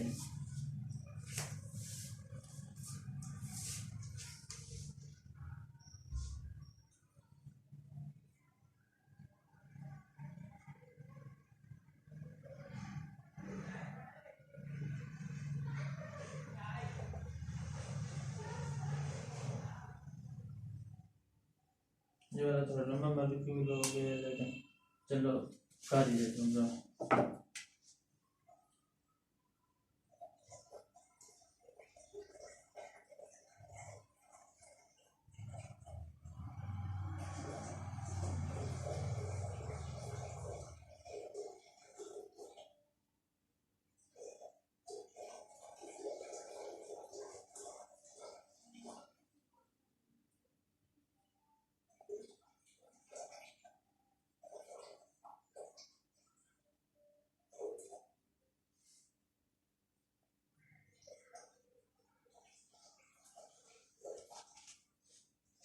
अब इसमें स्टीरियोजेनिक सेंटर सारों से पहले तो 1 और 2 देखते हैं कि एक तो ये है इसका स्टीरियोजेनिक सेंटर, ऊपर और नीचे देखा जाए ये इसको स्टीरियोजेनिक सेंटर कह देंगे। जो डॉटेड वाला है वो लेफ्ट साइड पे चला जाएगा, और जो वेज वाला है वो राइट साइड पे चला जाएगा। तो इन दोनों में से प्रेफरेंस आपको पता है, जो ये वाला होगा इसको प्रेफरेंस 1 दी जाएगी, क्योंकि ये भी कार्बन है इधर टाइप पड़ गए।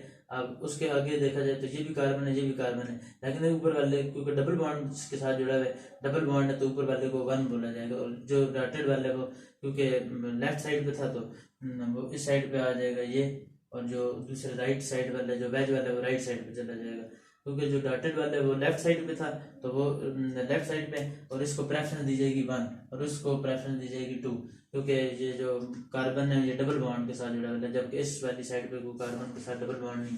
और अब बात की जाए इस कार्बन के ऊपर और नीचे की, तो प्रेफरेंस किसको दी जाएगी, पहले तो ये देख लेते हैं कि ऊपर और नीचे प्रेफरेंस अब किसको दी जाएगी। इधर देखते हैं, ये भी कार्बन टाइप बढ़ गया, इधर भी कार्बन टाइप बढ़ गया, इधर भी कार्बन टाइप बढ़ गया, फिर कार्बन के साथ टाइप बढ़ गया, फिर कार्बन के साथ टाइप बढ़ गया, इधर फिर कार्बन टाइप बढ़ गया, ये कार्बन टाइप बढ़ गया, फिर ये कार्बन ऑक्सीजन के साथ अटैच है, जबकि ये कार्बन आगे किसी, इसका मतलब ऊपर 3 होगा और नीचे 4 होगा। उस हिसाब से देखा जाए तो 1 2 3 ये बन जाता है एंटी क्लॉकवाइज। जो एंटी क्लॉकवाइज है तो एस बोलेंगे।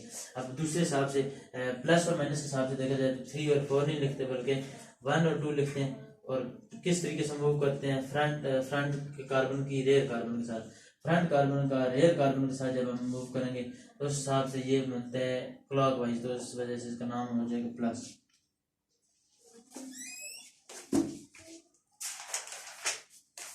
उसके बाद एक और मॉलिक्यूल है अल्काइलिडीन साइक्लोअल्केन ऑक्सिलरी कंफर्मेशंस एट्रोबाइरल बेनहेब हेलिकल कायरलिटी मेटालोसिन कायरलिटी।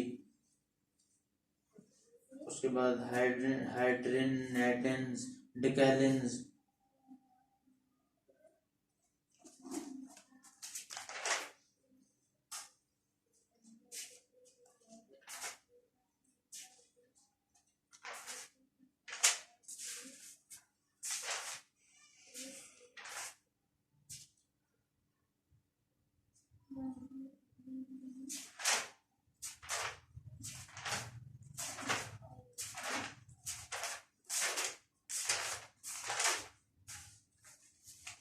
अच्छा, उसके बाद कंफर्मेशनल आइसोमेरिज्म में हमने वही चीज के stereo structures are interconvertible by rotation about single single bond conformational isomerism में जो आइसोमर्स वगैरह जो होते हैं वो बनते हैं कार्बन कार्बन की रोटेशन से बनते हैं, या कार्बन हाइड्रोजन की बात रोटेशन की वजह से जो बनते हैं। उसके बाद compound which are represented to these conformation उन्हें फिर कंफर्मेशनल आइसोमर्स कहते हैं, जो कंफर्मेशनल आइसोमर्स के थ्रू रिप्रेजेंट वगैरह किए जाते हैं। तो उसके बाद आइसोमर्स में हमने स्ट्रक्चर आइसोमर्स पढ़े थे, स्टीरियो आइसोमरिज्म पढ़े थे। स्टीरियो में फिर हमने दो टाइप्स पढ़ी थी, कंफर्मेशनल और कॉन्फ़िगरेशनल।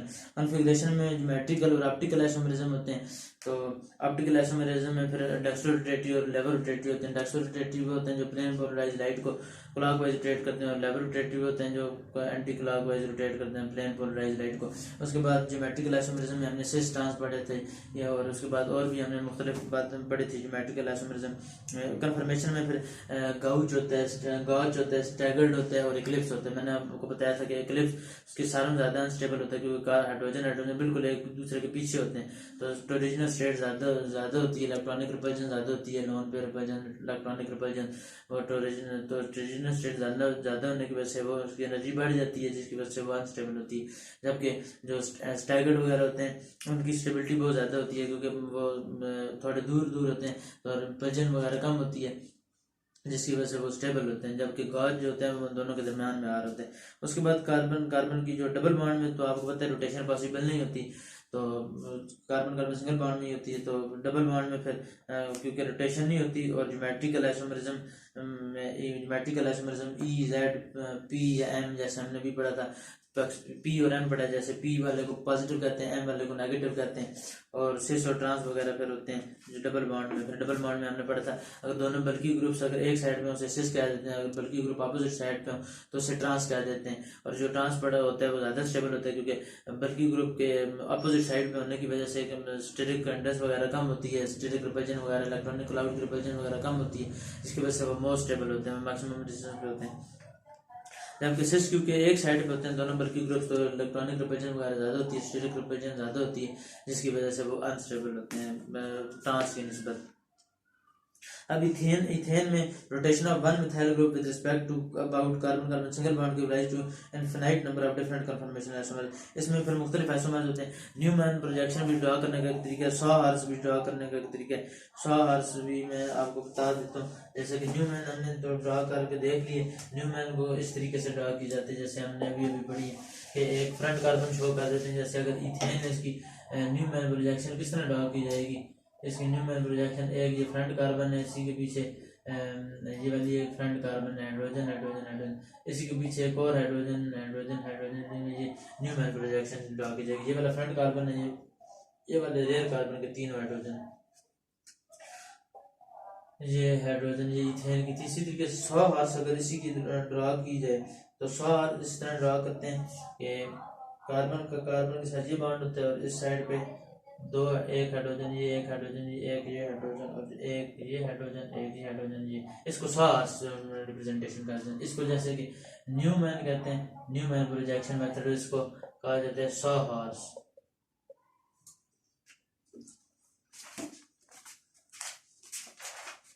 इसी तरीके से न्यूमैन प्रोजेक्शन में आपको बता चुका हूँ। इक्लिप्स में जारी बात है जो बॉन्ड एंगल होता है वो ये 0 डिग्री सेल्सियस होता है।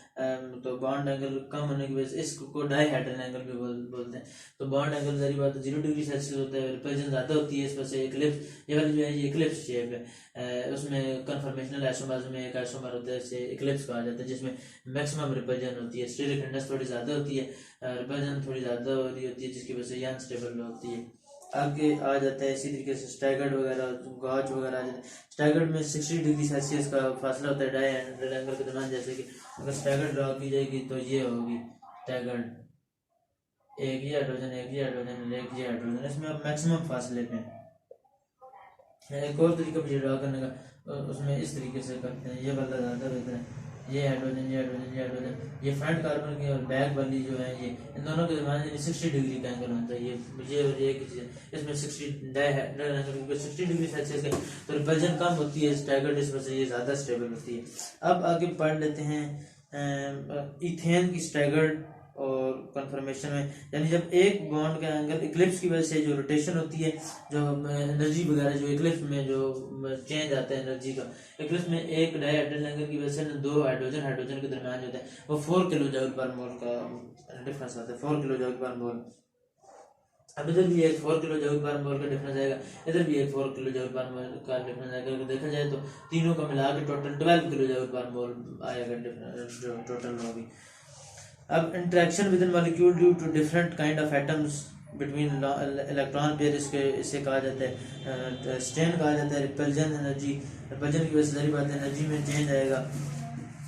तो वन बॉन्ड में एक बॉन्ड से जो एक हाइड्रोजन का बॉन्ड होता है वो तकरीबन 4 किलो जूल पर मोल के होता है। अब इसकी अगर मैं एक डायग्राम वगैरह बनाऊँ तो आपको समझाने के लिए, जैसे ये आपको पता है ये इक्लिप्स है, ये स्टैगर्ड है, तो इनकी की डायग्राम अगर एनर्जी प्रोफाइल डायग्राम बनाऊँ, जैसे मैंने आपको पहले भी बताया था एनर्जी और स्टेबिलिटी का आपस में इन्वर्स रिलेशन है। जो जितने जिसकी एनर्जी ज़्यादा है स्टेबिलिटी उसकी उतनी कम होगी। जैसे अगर फर्स्ट इसकी डायग्राम अगर इस तरीके से मैं जल्दी बनाऊँ तो ये वाली एनर्जी ज़्यादा है, तो लेकिन ये वाली इधर स्टेबिलिटी ज़्यादा है। एनर्जी क्योंकि ऊपर जा रहे हो तो क्योंकि बाढ़ी होती है, ऊपर इसकी एनर्जी ज़्यादा है, इसकी एनर्जी ज़्यादा है, इसकी एनर्जी, लेकिन देखा जाए तो ये वाली जो है इनकी स्टेबिलिटी ज़्यादा है, क्योंकि इनकी एनर्जी तो कम है लेकिन स्टेबल ये ज़्यादा है। तो अगर देखा जाए बात की जाए इक्लिप्स की, तो इक्लिप्स सारी बात है ऊपर वाली साइड पे होगा, और बात की जाए स्टैगर्ड की तो स्टैगर्ड नीचे वाली साइड पे होगा। ये समझाने के लिए था। अब जो स्टैगर्ड है मैं आपको बता चुका हूँ ज़्यादा स्टेबल होता है, और टोरिजिनल स्ट्रेन मैंने आपको बताई है, जो इलेक्ट्रॉन पेयर की की वजह से जो रिपल्जन होती है उसे टोरिजिनल स्ट्रेन कहा जाता है। अब instability of the eclipse form of ethane was postulated to result from the repulsion. Instability जो इथेन की है वो किस वजह से होती है, वो इसी वजह से क्योंकि रिपल्जन की वजह से होती है, जैसे मैंने आपको पहले शेप बना के बताई। और हाइपर कंजुगेशन की वजह से भी इंस्टेबिलिटी आ जाती है, हाइपर कंजुगेशन वगैरह की वजह से भी। आगे आ जाते हैं प्रोपेन वगैरह आ जाती हैं। स्ट्रेन की मुख्तलिफ टाइप्स होती हैं, जैसे मैंने आपको बताया स्टेरिक स्ट्रेन होती है, टोरिजिनल स्ट्रेन होती है, एंगल स्ट्रेन भी बात होती है। टोरिजिनल तो मैं आपको बता दूं इलेक्ट्रॉन पेयर की रिपल्जन की वजह से जो होती है, और स्टेरिक अगर बल्कि ग्रुप की वजह से जो स्टेरिक रिपल्जन हो रही होती है। फिर एंटी स्ट्रेन में फिर एंटी भी आ जाती है, प्लेनर में एंटी पेरिप्लेनर, सिन पेरिप्लेनर, एंटी पेरिप्लेनर वगैरह गॉज आ जाती है, ऑल डायहेड्रल एंगल्स वगैरह। अब एक और चीज़ हम पढ़ने लगे साइक्लोहेक्सेन का केस एक पढ़ने लगे, तो मैं आपको एक चीज़ बताता हूँ साइक्लोहेक्सेन के केस में। साइक्लोहेक्सेन की चेयर कन्फर्मेशन ड्रॉ करने का तरीका, स्पिन रिंग, ये फ्लिप वगैरह फ्लिपिंग किस तरह होती है। सारों से तो एक चीज़ है रख लें, चेयर कन्फर्मेशन अगर ड्रॉ करनी है, चेयर कन्फर्मेशन ऑफ साइक्लोहेक्सेन, इसकी अगर चेयर कन्फर्मेशन वगैरह ड्रॉ करनी है तो सारों से पहले तो एक तो ये तरीका है कि ये दो लाइनें आपने ड्रॉ करनी है इस तरीके से, ये दोनों पैरेलल होनी चाहिए। फिर एक ये ड्रॉ करनी है और ये एक ये इस तरीके से, फिर एक ये और एक ये चलो मैंने थोड़ी सी गलत बनाई है, मैं दोबारा बना देता हूँ। ऊपर वाली साइड और नीचे वाले हिस्से दोनों बराबर होने चाहिए, ये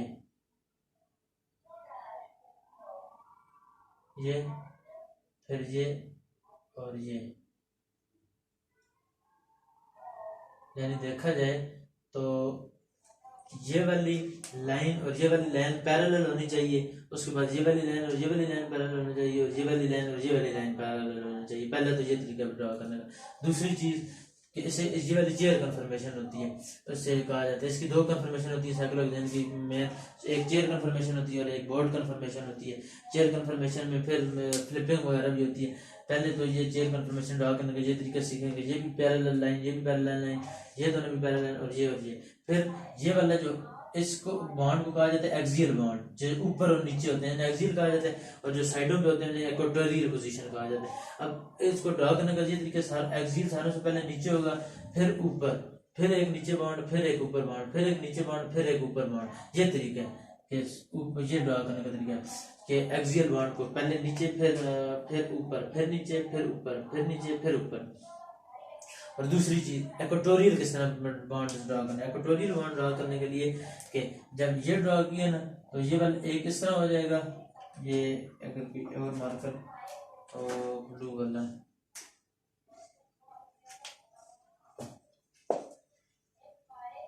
ये तो होगी एक्सियल बॉन्ड हमने ड्रॉ कर लिया। अब इक्वेटोरियल पोजीशन किस तरह ड्रॉ करनी है, ये वाला जो होगा ये वाला नीचे होगा और इसी तरीके से ये वाला इसके पैरेलल होगा, ये वाला नीचे और ये वाला ऊपर, यानी इस तरीके से, ताकि पैरेलल लाइन हो जाए। इसी तरीके से ये वाला और ये वाला भी पैरेलल होगा, ये पैरेलल नीचे जा रहा है, ये पैरेलल ऊपर है, यानी ये भी एक दूसरे के पैरेलल। फिर ये वाला जो है, बाज बच्चे इधर ये गलती करते हैं, ये वाले लंबी लाइन वाली साइड की तरफ डालना है, ये हमने छोटी वाली लाइन की तरफ जाना है। अब इसके साथ दो लाइन जुड़ी हुई है, एक बड़ी और एक छोटी, हमने छोटी वाली साइड पे इसका मुंह फेरना है। और इस साइड पे भी बाज बच्चे गलती करते हैं, तो बड़ी वाली साइड पे मुंह, हमने छोटी वाली साइड पे मुंह फेर देना। ये अब चेयर कन्फर्मेशन एग्जैक्ट आपकी अच्छी ड्रा होगी। एक्सियल बॉन्ड भी सही अपनी पोजीशन पर लगे, इक्वेटोरियल भी। इसकी बात इसकी होती है फ्लिपिंग। फ्लिपिंग में ये अपनी पोजीशन थोड़ी सी चेंज कर लेता है, ये मैंने थोड़ी सी इधर बनाई होती है, ज्यादा बेहतर होता। चलो आप इधर से गुजारा करें कि ये इसकी फ्लिपिंग हो जाती है। जब इसकी होती है फ्लिपिंग, तो इसके बॉन्ड एक्सियल पोजीशन पे जो होते हैं वो इक्वेटोरियल पे चले जाते हैं, और जो इसके इक्वेटोरियल पोजीशन पे होते हैं वो एक्सियल पे चले जाते हैं। फर्ज करो जब इसी की फ्लिपिंग होगी, तो ये वाला जो कार्बन है वो इस साइड पे आ जाएगा और ये वाला कार्बन ऊपर चला जाएगा। और इसी तरीके से ये वाला कार्बन का जो एक्सियल है वो इक्वेटोरियल पोजीशन पे चला जाएगा, और इस कार्बन का जो ये वाला कार्बन की फ्लिपिंग होगी तो ये वाला कार्बन इधर चला जाएगा, ये वाला कार्बन ऊपर चला जाएगा। और एक्सियल, इसका जो एक्सियल है वो इसके इक्वेटोरियल पे बन जाएगा, और इसका जो इक्वेटोरियल है उसका एक्सियल, यानी अब बॉन्ड भी चेंज हो जाएंगे। अब मैं ड्रा करके दिखाता हूँ आपको। नीचे ही फ्लिपिंग, इसकी स्पिन फ्लिपिंग कर देता हूँ इधर।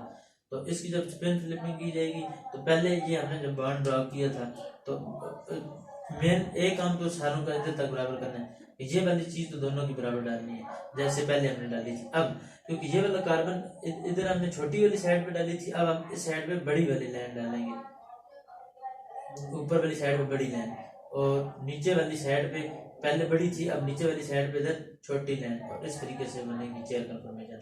और चीज वही है कि एक्सियल नीचे फिर ऊपर, फिर नीचे फिर ऊपर, फिर नीचे फिर ऊपर, ये हॉरिजॉन्टल बिल्कुल ऊपर, यानी वर्टिकल जिसे कहा जाता है बिल्कुल ऊपर। और अब जो वो वाली चीज बनाई थी जो इक्वेटोरियल पोजीशंस पर बनाई थी, तो ये वाला देखा जाए तो ये इसका ब्लू हो जाएगा, ये ब्लू हो जाएगा, ये ब्लू, ये ब्लू, ये ब्लू, और ये वाला भी ब्लू हो जाएगा। क्योंकि मैंने बताया ना कि ये इसका जो एक्सियल है वो उस अब इक्वेटोरियल मान गया, इसका जो एक्सियल है अब वो देखा है ना आप लोगों ने कि जो पहले तो एक्सियल वाला देख रहे हैं, इसका जो एक्सियल था वो अब किधर चला गया, इसका जो एक्सियल है वो अब इसका इक्वेटोरियल बन गया इस कार्बन का।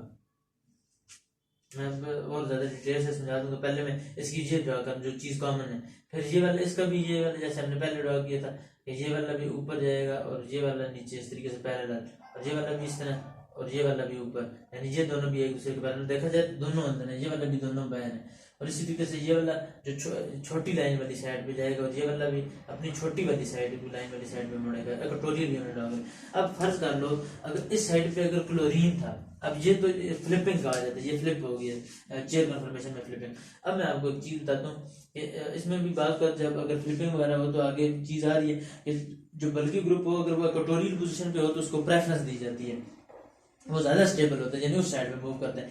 अब एक एग्जांपल है, फर्ज करो इधर एक चेयर कन्फर्मेशन तो आपको समझ आएगी। स्पिन फ्लिपिंग इस तरह होती है, फर्ज करो ये ब्रोमीन है, इधर ब्रोमीन, ये वाली चीज भूलनी नहीं है, ये वाला ब्रोमीन है ऊपर एक्सियल पोजीशन पे। जब फ्लिपिंग होगी तो ये वाला ब्रोमीन क्योंकि इस कार्बन पे एक्सियल था तो इस कार्बन पे ये आ जाएगा इक्वेटोरियल पोजीशन पे, तो ये वाला ब्रोमीन इधर आ जाएगा।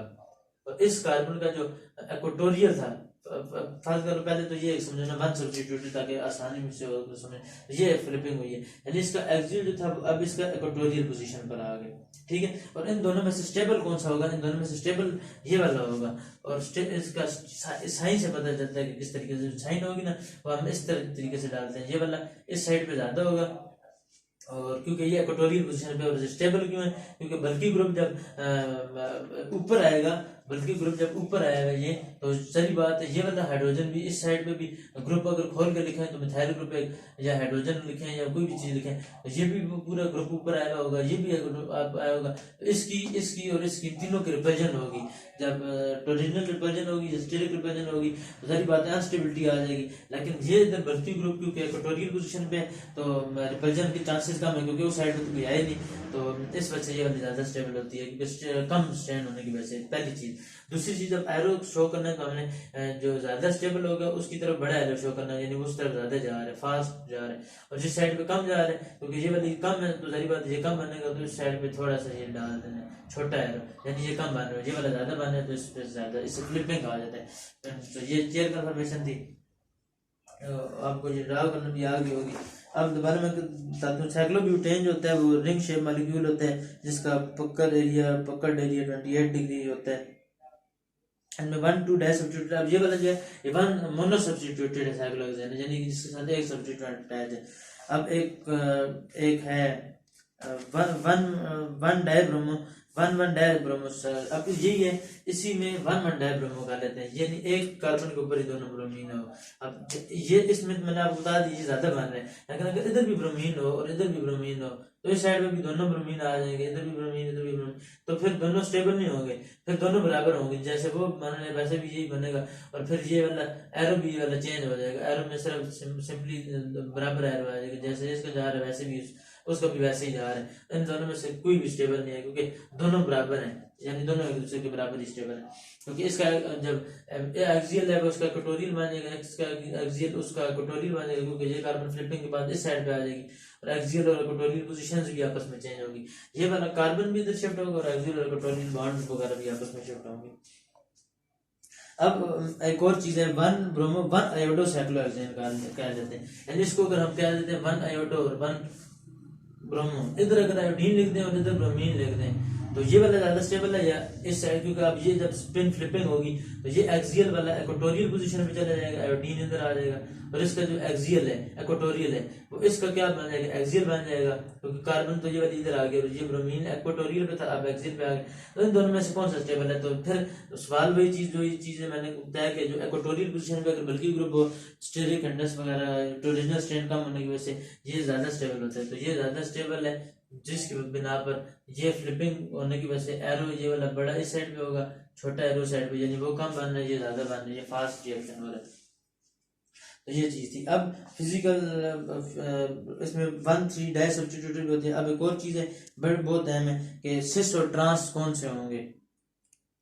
1-2 में और बात होती है, और ये वाली चीज अपने ध्यान में रखना कि 1-2 में और बात होती है, 1-2 में इसी तरीके से 1-3 में और 1-2 और 1-4 में और बात होती है। 1-2 और 1-4 में एक जैसी बात होती है इन दोनों में, 1-2 और 1-4 के केस में, 1-2 का केस हो या 1-4 का केस हो तो बात एक ही होती है। यानी 1-2 का मतलब ये कि यानी एक कार्बन के, अब ये वाली कार्बन अगर फर्स्ट कह लो तो दूसरी कार्बन ये वाली है, ये वाली कार्बन है, और तीसरी कार्बन ये वाली है, तो 1-2 का डाई सब्स्टिट्यूट का ये मतलब है, यानी 1 के ऊपर एक सब्स्टिट्यूएंट लगा हुआ है, 2 के ऊपर भी एक सब्स्टिट्यूएंट लगा हुआ है, या 1-2 या 1-4, यानी 1 इधर 2 3 4 इधर आ जाए, या 1 इधर और 4 इधर आ जाए, या 1 इधर हो या 4 इधर आ जाए, बात एक ही। यानी 1 और 4 पोजीशन, यानी एक कार्बन का दूसरे कार्बन के साथ 4 का गैप हो, यानी 1-4 डाई सब्स्टिट्यूटेड अगर कोई साइक्लोहेक्सेन हो, या 1-2 डाई सब्स्टिट्यूट साइक्लोहेक्सेन हो, तो उनमें जो अगर एक्सियल अगर हो, यानी दोनों अगर एक्सियल हो, दोनों सब्स्टिट्यूएंट अगर एक्सियल हो तो वो सिस होते हैं, और दोनों अगर इक्वेटोरियल अगर हो तो वो भी सिस होते हैं। लेकिन जब एक एक्सियल और एक इक्वेटोरियल हो तो वो ट्रांस होते हैं, एक एक्सियल या एक इक्वेटोरियल हो कोई जिनमें से, ये 3 केस हैं, यानी दोनों एक्सियल हो तो सिस होगा, दोनों इक्वेटोरियल हो तो सिस होगा, अगर एक एक्सियल हो और एक इक्वेटोरियल हो, ये वाला मैं गलत लिखी हूँ, अगर दोनों एक्सियल हो तो वो ट्रांस होगा, अगर दोनों एक्सियल हो और दोनों इक्वेटोरियल हो तो वो ट्रांस होगा, अगर एक एक्सियल और एक इक्वेटोरियल हो तो वो सिस होगा। यानी वैसे तो हमने इसमें 1-2 और 1-4 वाले केस में एक्सियल अगर दोनों जो सब्स्टिट्यूएंट हो वो एक्सियल पोजीशन पे हो तो वो ट्रांस होगा। इसी तरीके से अगर दोनों जो सब्स्टिट्यूएंट लगे हुए वो, जैसे कि इसमें अब एक एक्सियल पे लगा और एक इक्वेटोरियल पे लगा, और ये 1-1 सब्स्टिट्यूटेड है, ये तो इसमें तो आपको मैंने बता दिया, ये तो है ही आसान, इसमें से स्टेबल वही होगा जो इक्वेटोरियल पोजीशन, बल्कि ग्रुप इक्वेटोरियल पोजीशन पे लगा होगा। तो और 1 सब मोनो सब्स्टिट्यूटेड में भी ये केस है। अब बात आ गई है 1-2 और 1-4 के केस में, अगर दोनों एक्सियल हो तो ट्रांस, दोनों इक्वेटोरियल पोजीशन पे हो तो ट्रांस और एक एक्सियल और एक इक्वेटोरियल पे हो तो सिस। जैसे कि फर्ज करो, इसी में अगर मैं आपको बताता हूँ, इसे इरेज करता हूँ और मैं बताता हूँ ये किस तरीके से। फर्ज करो 1 2 की बात कर लेते हैं। 1 2 में एक 1 ये हो गया क्लोरीन, और इधर कह लेते हैं सब्स्टिट्यूएंट दूसरा मिथाइल ग्रुप कह लेते हैं। 1 क्लोरीन इधर, और दूसरा जो है वो 2 पोजीशन पे हो। 2 पोजीशन ये वाली बन रही है इस कार्बन की, इस कार्बन की 2 पोजीशन, ये वाली पहली कार्बन है तो ये वाली दूसरी कार्बन बन रही है। तो इस कार्बन पे जो दूसरा है वो, अगर वो कहता है कि कौन सी पोजीशन पे हो, एक्सियल पोजीशन पे ही हो, तो फिर वो क्या होता है, इसको ट्रांस बोला जाता है कि एक एक्सियल पे और एक इक्वेटोरियल पे। ट्रांस इसी वजह से बोला जाता है कि देखो इसका जो एक्सियल है और दूसरा एक्सियल जो है, दूसरा एक्सियल इस पे अगर हो ये, तो ये ट्रांस इस वजह से, क्योंकि ये 1 2 अगर दोनों एक्सियल पे हो, क्योंकि हम फिलहाल 1 2 डाई सब्स्टिट्यूटेड साइक्लोहेक्सेन पढ़, तो 1 पे भी एक्सियल है, क्लोरीन एक्सियल ग्रुप पे जुड़ा है, दूसरे सब्स्टिट्यूएंट पे भी जो क्लोरीन है वो एक्सियल पे जुड़ा है। तो ट्रांस इसी वजह से है कि दोनों बल्कि ग्रुप जो है देखा जाए तो एक किस्म के अपोजिट साइड पे बन रहे हैं, ये वाला ऊपर बन रहा है और ये वाला जो है ये नीचे बन रहा है, ठीक है। तो इस वजह से ट्रांस बोल दिए जाते हैं। और अगर आप कह देते हैं कि अगर दोनों इक्वेटोरियल हो, दोनों इक्वेटोरियल किस तरह, फर्ज करो कि एक क्लोरीन ग्रुप इस साइड पे इक्वेटोरियल पे अटैच है, दूसरी साइड पे इधर भी क्लोरीन इक्वेटोरियल, फिर भी ट्रांस बन जाता है क्योंकि ये क्लोरीन बिल्कुल उस साइड पे गया है, ये वाला क्लोरीन बिल्कुल उस साइड पे गया है, तो तब भी ये ट्रांस बन जाते हैं। और अगर एक एक्सियल और एक इक्वेटोरियल हो, बिलफर्ज ये एक 1 पोजीशन पे जो है ये एक्सियल पे जुड़ा है और दूसरा पे जो है वो इक्वेटोरियल पे पोजीशन जुड़ा है, तो ये भी ट्रांस बन जाती है। क्यों? क्योंकि एक क्लोरीन ऊपर है और एक क्लोरीन इक्वेटोरियल पोजीशन पे है, यानी फिर भी अपोजिट साइड में दूर दूर है, तो फिर भी ये वाला जो है ये एक्सियल और एक इक्वेटोरियल ये सिस बन जाता है। क्यों? क्योंकि एक ऊपर है और एक साइड पे गया है, तो ये वाला जो है ये सिस है, एक एक्सियल और एक इक्वेटोरियल। दोनों इक्वेटोरियल मैंने आपको बता दिया, दोनों इक्वेटोरियल इस वजह से क्योंकि एक बिल्कुल अपोजिट साइड बन जाता है और एक बिल्कुल अपोजिट, जबकि एक एक्सियल और एक इक्वेटोरियल हो तो ये बिल्कुल अपोजिट साइड नहीं बनती, ये बिल्कुल, क्योंकि हमने जब एक्सियल और इक्वेटोरियल का केस पढ़ा तो उसमें दोनों बिल्कुल अपोजिट साइड पे बने थे, एक बिल्कुल ऊपर था, एक बिल्कुल नीचे, एक बिल्कुल लेफ्ट, एक बिल्कुल राइट। लेकिन जबकि इसकी बात की जाए एक एक्सियल और एक इक्वेटोरियल की, इसमें बिल्कुल अपोजिट नहीं है, एक ऊपर और एक साइड पे, तो इसमें थोड़ी सी बुद्धि वो आ जाती है, तो इसमें सिस कहा जाता है। अब इसको रेज कर देते हैं। अब बात करते हैं 1 2 और 1 4 में दोनों में यही केस है, 1 2 में भी और 1 4 में भी यही केस होगा। अब आगे बात आ जाती है 1 3 का केस। 1 3 का केस इनसे डिफरेंट होता है। 1 3 में अगर एक एक्सियल हो और दूसरा भी एक्सियल हो तो वो क्या होगा, वो सिस होगा। इसी तरीके से एक इक्वेटोरियल है और दूसरा भी इक्वेटोरियल है तो वो सिस होगा, और एक एक्सियल और एक इक्वेटोरियल हो तो उसको फिर ट्रांस बनेंगे। जैसे कि आप बात कर लेते हैं 1 और 3 की, पढ़ लेते हैं। 1 और 3 में दोनों अगर एक्सियल हो, जैसे कि ये भी क्लोरीन एक्सियल है, ये भी क्लोरीन एक्सियल, तो ये दोनों अगर एक्सियल है तो दोनों सिस है, क्योंकि दोनों की पोजीशन एक है, दोनों ऊपर है, तो इस वजह से अगर दोनों इक्वेटोरियल में तो देखा जाए ये भी क्लोरीन इस साइड पे गया है, ये भी क्लोरीन इस साइड पे, दोनों राइट साइड पे गए हैं, दोनों इस साइड पे गए हैं, तो दोनों की डायरेक्शन सेम है, तो इस वजह से ये सिस है दोनों इक्वेटोरियल में। और अगर एक एक्सियल और एक इक्वेटोरियल हो, जैसे कि फर्ज करें 1 पे जो लगा हुआ है वो क्लोरीन एक्सियल पे लगा हुआ है ऊपर, और 3 पे जो लगा हुआ है वो इक्वेटोरियल पे लगा हुआ है, वो इक्वेटोरियल पे ये बात कर लीजिए इक्वेटोरियल पे, तो एक ऊपर है और एक लेफ्ट साइड पे गया हुआ है, एक ऊपर है और एक राइट साइड पे यानी साइड पे गया हुआ है, दोनों की डायरेक्शन प्योर बिल्कुल अपोजिट तो नहीं है, लेकिन एक ऊपर है और एक की डायरेक्शन चेंज है, तो उस वजह से हम ट्रांस बोल देते हैं। जब सिस की बात की जाए फिर तो दोनों की डायरेक्शन ही बिल्कुल सेम बन रही थी। तो अब क्या आपको ये कॉन्सेप्ट समझ आ गया होगा। अब आगे पढ़ते हैं ट्रांस और ट्रांसन का केस। ये वाला मैं रेज करने लगूं, ये वाली चीज अगर पोजीशन रेज नहीं करनी चाहिए थी, लेकिन ताकि आपको समझ आती रहे, फिर जगह भी नहीं बचती। अब मैं ये वाली चीज मिटा देता हूँ, हो गया ये वाली, इसका कॉन्सेप्ट खत्म हो गया, ये वाला रेज कर देते हैं, क्योंकि ये फिलहाल लिखा होना, ये वाला चीज लिखी होनी जरूरी है, क्योंकि ये बार बार इस्तेमाल हो रही है। और ये भी 1 और 3 वाली जो चीज थी, अगर दोनों एक्सियल हो तो क्या होगा, सिस, और दोनों इक्वेटोरियल हो तो फिर भी क्या होगा, सिस, और 1 3 में एक एक्सियल हो और एक इक्वेटोरियल हो तो फिर वो क्या होगा, ट्रांस। अब बात करते हैं, क्योंकि ये तो हम पढ़ रहे थे साइक्लोहेक्सेन का केस, अब हम फिलहाल वैसे डिस्कस कर लेते हैं, इधर ही डिस्कस करते हैं कि एक अगर ये साइक्लोहेक्सेन सिंपल हो,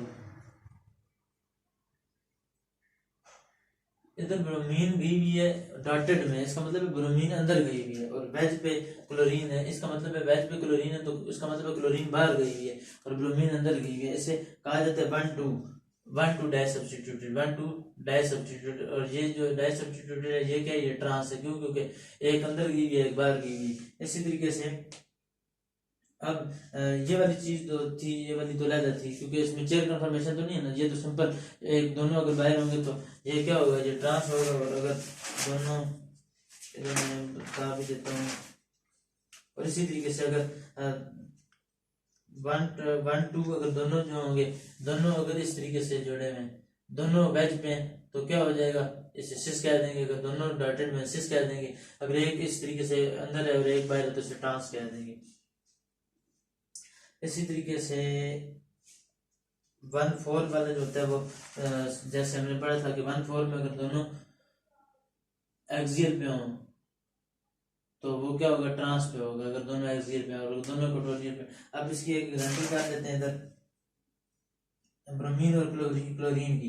ब्रोमीन अगर एक एक्सियल पोजीशन पे हो और एक इक्वेटोरियल पोजीशन पे हो, 1,2 डाई सब्स्टिट्यूटेड में, 1,2 डाई सब्स्टिट्यूटेड में एक एक्सियल पे और एक इक्वेटोरियल पे। जैसे एक क्लोरीन एक्सियल पे और इसका ब्रोमीन इक्वेटोरियल पे, इनकी जब स्पिन फ्लिपिंग होगी, फिलहाल एरो तो मेरी बात है, बाद में पता चलता है कि कौन सा ज्यादा है कौन सा। अब एक एक्सियल पे और एक इक्वेटोरियल है, ये 1,2 डाई सब्स्टिट्यूटेड फिलहाल हम पढ़ रहे हैं क्योंकि दो, एक सब्स्टिट्यूट ये और एक सब्स्टिट्यूट ये। 1,2 डाई एक्सियल 1 पे एक्सियल पे इसकी फ्लिपिंग होगी तो क्लोरीन जो एक्सियल वाला है वो इक्वेटोरियल पे आ जाएगा क्योंकि कार्बन भी चेंज हो जाएगा, क्लोरीन इधर इक्वेटोरियल पे। और ये वाला जो ब्रोमीन इक्वेटोरियल है उस साइड पे ब्रोमीन एक्सियल पे चला जाएगा। इन दोनों में से स्टेबल कौन सा है? स्टेबल कौन सा है? जो बल्कि ग्रुप अगर इक्वेटोरियल पोजीशन पे हो तो वो स्टेबल होता है। अब क्लोरीन और ब्रोमीन में से बल्कि ग्रुप ब्रोमीन है और वो इक्वेटोरियल पोजीशन पे है, इसका मतलब है ऊपर वाला स्टेबल है। ऊपर वाला स्टेबल है तो एरो ज्यादा ऊपर वाली साइड पे होगा, नीचे वाली साइड पे ये कम एरो होगा। अब एक और मॉलिक्यूल पढ़ लेते हैं मोनोसब्स्टिट्यूटेड साइक्लोहेक्सेन में। तो फ्लैग पोल इंटरेक्शन वगैरह भी होती है, वो मैंने आपको बता दिया। भाई जो इक्वेटोरियल पोजीशन पे बल्कि ग्रुप होता है तो क्योंकि जिसकी वजह से इक्वेटोरियल पोजीशन पे टोरिजिनस स्ट्रेन और स्टीरिक हैंडस वगैरह कम हो जाती है। और अगर फर्ज करो एक्सियल पोजीशन पे बल्कि ग्रुप लगा हो, इधर भी एक्सियल इधर भी एक्सियल इधर भी एक्सियल, तभी बात है कितनी ज्यादा इधर रिपल्जन वगैरह हो जाती है।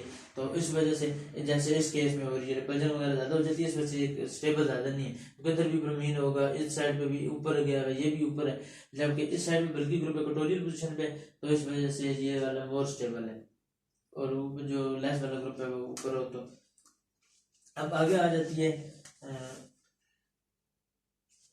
1,4 साइक्लोन 1,4 डाई सब्स्टिट्यूटेड। जैसे एक एग्जांपल है 1,मिथाइल 4-ब्यूटाइल साइक्लोहेक्सेन, 1,मिथाइल 4-ब्यूटाइल साइक्लोहेक्सेन की 1 के ऊपर। और ये कौन सा है, ये 1,4 और ट्रांस इसमें बनाना है। और हमने पढ़ा था कि ट्रांस वो होता है जो जिसमें दोनों एक्सियल पोजीशन पे या दोनों इक्वेटोरियल पोजीशन पे, यानी। और हमने बनाना क्या, 1,मिथाइल 4-ब्यूटाइल साइक्लोहेक्सेन, 1 मिथाइल और 4-ब्यूटाइल।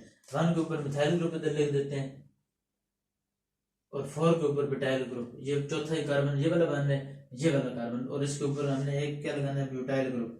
और ब्यूटाइल ग्रुप C4H9 होता है।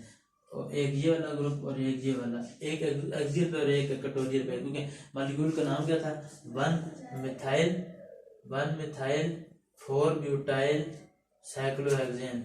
और ये था कौन सा, 1 मिथाइल 4-ब्यूटाइल साइक्लोहेक्सेन, ये था ट्रांस वाला। क्वेश्चन ये आएगा कि 1 मिथाइल 4-ब्यूटाइल साइक्लोहेक्सेन की कंफर्मेशन वगैरह ड्रॉ करें, चेयर कंफर्मेशन। तो इसकी हमने एक एक्सियल और एक इक्वेटोरियल पोजीशन वाला हमें पता है कि वो एक एक्सियल और एक इक्वेटोरियल जिसपे होता है वो तो सिस होता है। और हमने ड्रा करना है ट्रांस। चलो ट्रांस ना ड्रा करो तो अगर चलो ट्रांस ड्रा कर भी दो तो एक एक्सियल पे और एक इक्वेटोरियल पे तो वो सिस होते हैं, यानी एक एक्सियल इक्वेटोरियल पे। इसकी जब स्पिन फ्लिपिंग होगी तो ये वाला जो एक्सियल वाला वो इसमें मेरे ख्याल से था ही सिस। बहरहाल चलो हम सिस की बात कर रहे थे, सिस की, यानी जिसमें एक एक्सियल और एक इक्वेटोरियल पोजीशन पे हो। तो एक ऊपर है मिथाइल ग्रुप एक्सियल पे और एक इक्वेटोरियल पे पोजीशन पे, ये सिस है। अब इसकी होती है स्पिन फ्लिपिंग। मिथाइल ग्रुप जो होगा वो एक्सियल पोजीशन पे आ जाएगा, इस कार्बन की मिथाइल ग्रुप एक्सियल पोजीशन पे और ये जो ब्यूटाइल ग्रुप है जो इक्वेटोरियल पे वो चला जाएगा एक्सियल पर, उस कार्बन के एक्सियल पर, तो C4H9 हो जाएगा। अब बल्कि ग्रुप क्योंकि ऊपर चला गया, बल्कि ग्रुप ऊपर चला गया तो उसका मतलब है ये इसमें है तो ये विशेष, क्योंकि वो भी ऊपर वाला विशेष है, ये वाला विशेष है, क्योंकि जिसमें एक एक्सियल और एक इक्वेटोरियल पोजीशन पे होता है वो शेष ही होता है, क्योंकि हम फिलहाल 1,4 डाइसब्स्टिट्यूटेड पार्ट है ना, तो ये होते हैं दोनों शेष हैं तो दोनों शेष, लेकिन इन दोनों में से ज्यादा स्टेबल कौन सा, ये ऊपर वाला, क्योंकि जिसपे बल्कि ग्रुप इक्वेटोरियल पोजीशन पे। अब पढ़ लेते हैं 1-मिथाइल 3-ब्रोमोसाइक्लोहेक्सेन, 1-मिथाइल 3-ब्रोमोसाइक्लोहेक्सेन। तो 1-मिथाइल 3-ब्रोमो, ये 1-मिथाइल एज इट इज रहे 3-ब्रोमो साइक्लोहेक्सेन, और कौन सा, ट्रांस वाला। और 1-3 में हमने पढ़ा ट्रांस वो होता है जिसमें एक एक्सियल और एक इक्वेटोरियल पे हो, यानी एक एक्सियल और एक इक्वेटोरियल पोजीशन पे हो तो उसे 1-3 में हम उसे पढ़ते हैं एक एक्सियल पे और एक इक्वेटोरियल पे, और वो ट्रांस होते हैं। और हम फिलहाल मॉलिक्यूल हमने कौन सा पढ़ना है, 1-मिथाइल 3-ब्रोमो, 1-मिथाइल और 3-ब्रोमो और ट्रांस वाला है, इसका मतलब एक एक्सियल एक इक्वेटोरियल, ये एक्सियल ले लिया, तीसरे पे तीसरा कार्बन बना ये, इसके इक्वेटोरियल ये वाला बन है, इधर हम ले लेते हैं ब्रोमीन।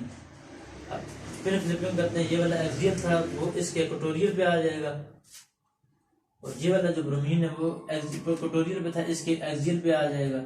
अब क्योंकि ब्रोमीन इस साइड पे बल्कि ग्रुप इक्वेटोरियल पोजीशन पे था, इसका मतलब है ऊपर वाला ज्यादा स्टेबल है, ठीक है, तो ये आपको समझ आ गई होगी। अब एक और इसी तरीके से ये वाली चीजें तो समझ आ गई, आसान है। 2-गॉज ब्यूटेन,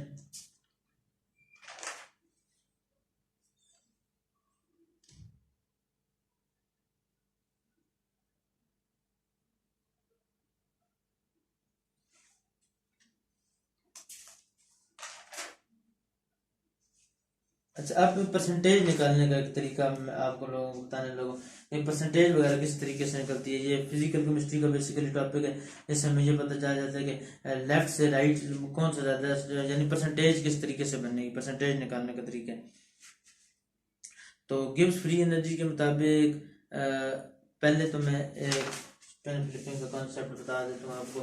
ये वाली चीज़ अब मैं इरेज करने लगूँ कि अब आप लोगों को सारों को समझ आ गई कि 1-2 और 1-4 में अगर दोनों एक्सियल हो तो वो ट्रांस होता है, दोनों इक्वेटोरियल तो हो तो वो ट्रांस होता है, एक एक्सियल और एक इक्वेटोरियल हो तो वो सिस होता है। और 1-3 वाला तो कॉन्सेप्ट सारों से आसान है, क्योंकि 1-3 वाला आम क्योंकि दोनों चीज़ें अगर एक साइड में जैसे एक्सियल एक्सियल है तो वो सिस है, इक्वेटोरियल इक्वेटोरियल सिस है, एक्सियल इक्वेटोरियल हो तो वो ट्रांस है, यानी डिफरेंट। ये वाला 1-3 वाला और ज़्यादा आसान है, बाकी भी आसान है।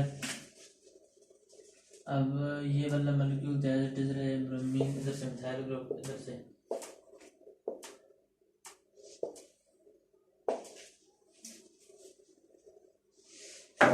इधर। अब मैं एक molecule two gauche butane type interaction, इसको इरेज करते हैं।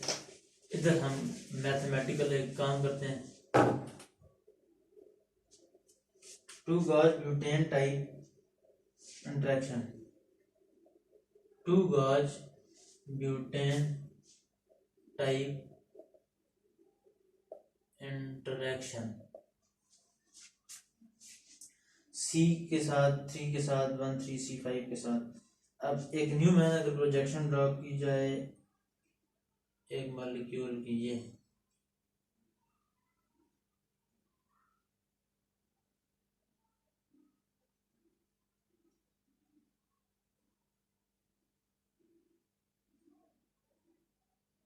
इधर भी हाइड्रोजन, इधर भी हाइड्रोजन, इधर भी एक हाइड्रोजन है। फिर इधर से ड्रॉ की जाए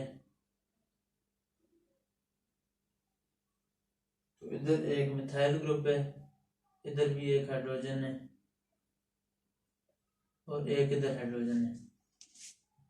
बाकी पोजीशन अगर देखी जाए तो 1 5 3 6 1 5 3 और इसकी 6 पोजीशन, और ये एक हाइड्रोजन ऊपर और ये वाला एक हाइड्रोजन नीचे।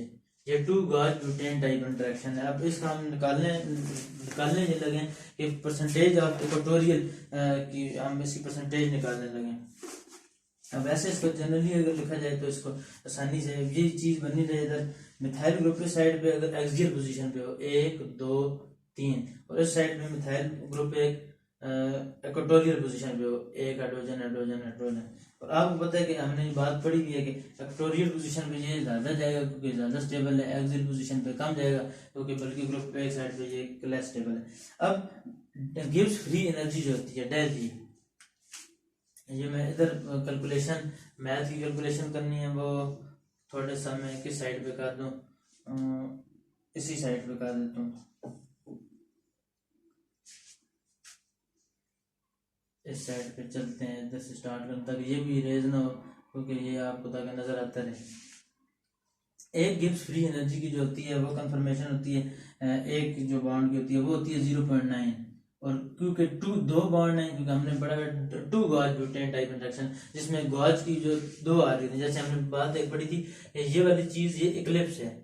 फिर हमने पढ़ा था स्टैगर्ड जो होता है कि ये एक ऊपर है और ये बिल्कुल 160 डिग्री का एंगल हो, और गॉज इन दोनों के दरमियान में होती है। तो इस वजह से जिसमें 2 गॉज आ रही हो दो गॉज आ रही हो तो उसमें ऐसा मॉलिक्यूल जिसमें 2 गॉज आ रही हो तो उसमें यानी इक्लिप्स वगैरह स्टैगर्ड की बात नहीं कर रहे, गॉज के कारण 2 ब्यूटेन एसिड जिसमें 2 गॉज आ रही तो एक बॉन्ड की जो होती है एक गॉज की वो होती है 0.9, क्योंकि जिसमें 2 हों तो उसको 2 मल्टीप्लाई बाय 0.9 कर देंगे। ये गिब्स फ्री एनर्जी होती है जिसे डेल जी नॉट से रिप्रेजेंट करते हैं। फिजिकल केमिस्ट्री का टॉपिक है ये, 2 मल्टीप्लाई बाय 0.9।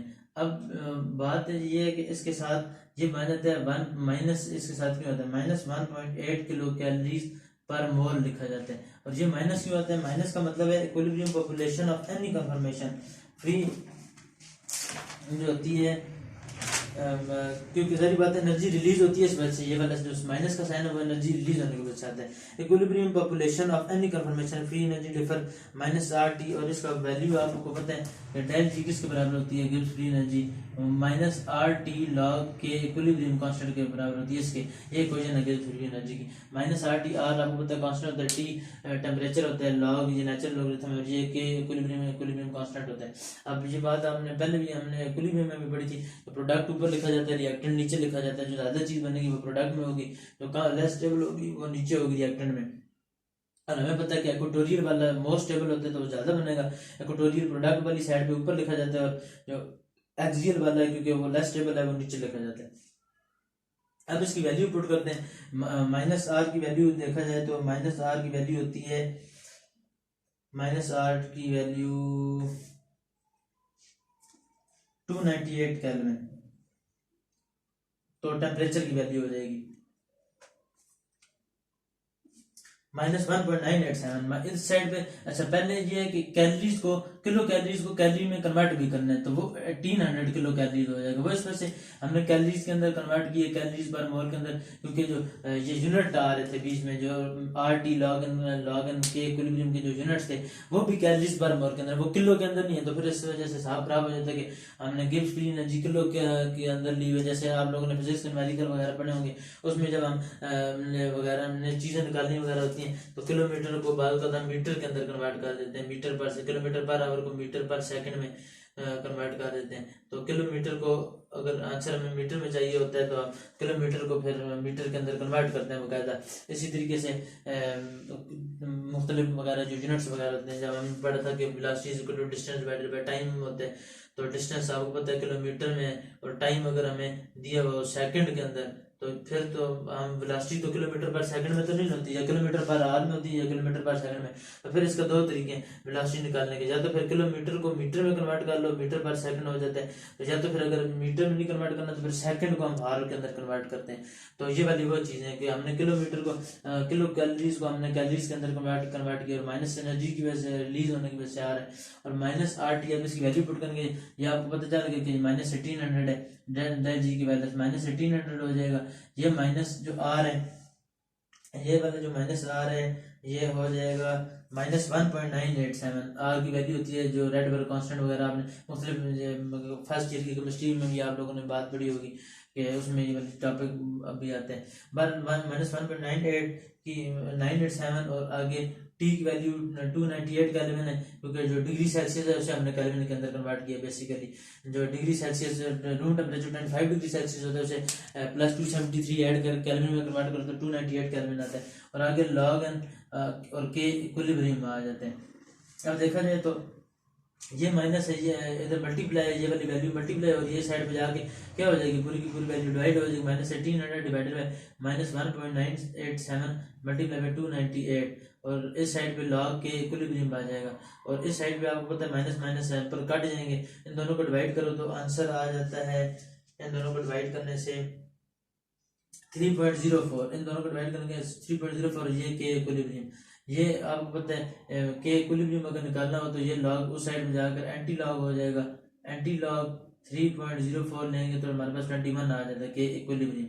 के इक्विलिब्रियम हमारे पास 21 आ जाते हैं। और ये आपको बात पता होगी, जैसे अगर 100 मालिक्यूल हो तो इक्वेटोरियल जरी बात ज़्यादा होते हैं, तो 100 में से एक्सियल प्लस इक्वेटोरियल मिक्स करके जरी बात है, उसमें जो मालिक्यूल होता है कंटेनर होता है उसमें अगर 100 मालिक्यूल हैं तो एक्सियल के भी बीच में होंगे और इक्वेटोरियल के भी बीच में होंगे, दोनों को मिलाकर 100 बनते हैं। इसी तरीके से अगर हम बात करते हैं 1 की तो 0.1 0.1 0.2 तो ये सारे मिलाकर टोटल एक्सियल और इक्वेटोरियल को मिलाकर 1 बन रहे होंगे टोटल। तो अब एक्सियल और इक्वेटोरियल को देखा जाए तो टोटल बन जाते हैं एक्सियल प्लस इक्वेटोरियल जो होते हैं वो बन जाते हैं तकरीबन 1 के बराबर, यानी इन दोनों को मिलाकर 1 मान लें। अब जबकि के इक्विलिब्रियम हमारे पास आ गया 21। अब इसकी आगे इधर मैं देख रहा हूँ के इक्विलिब्रियम हमारे पास एक्सियल और इक्वेटोरियल टोटल हमारे पास 1 आ गए। अब और के इक्विलिब्रियम हमारे पास कितना इक्विलिब्रियम कांस्टेंट आ गया 21। अब इधर से हम लिखते हैं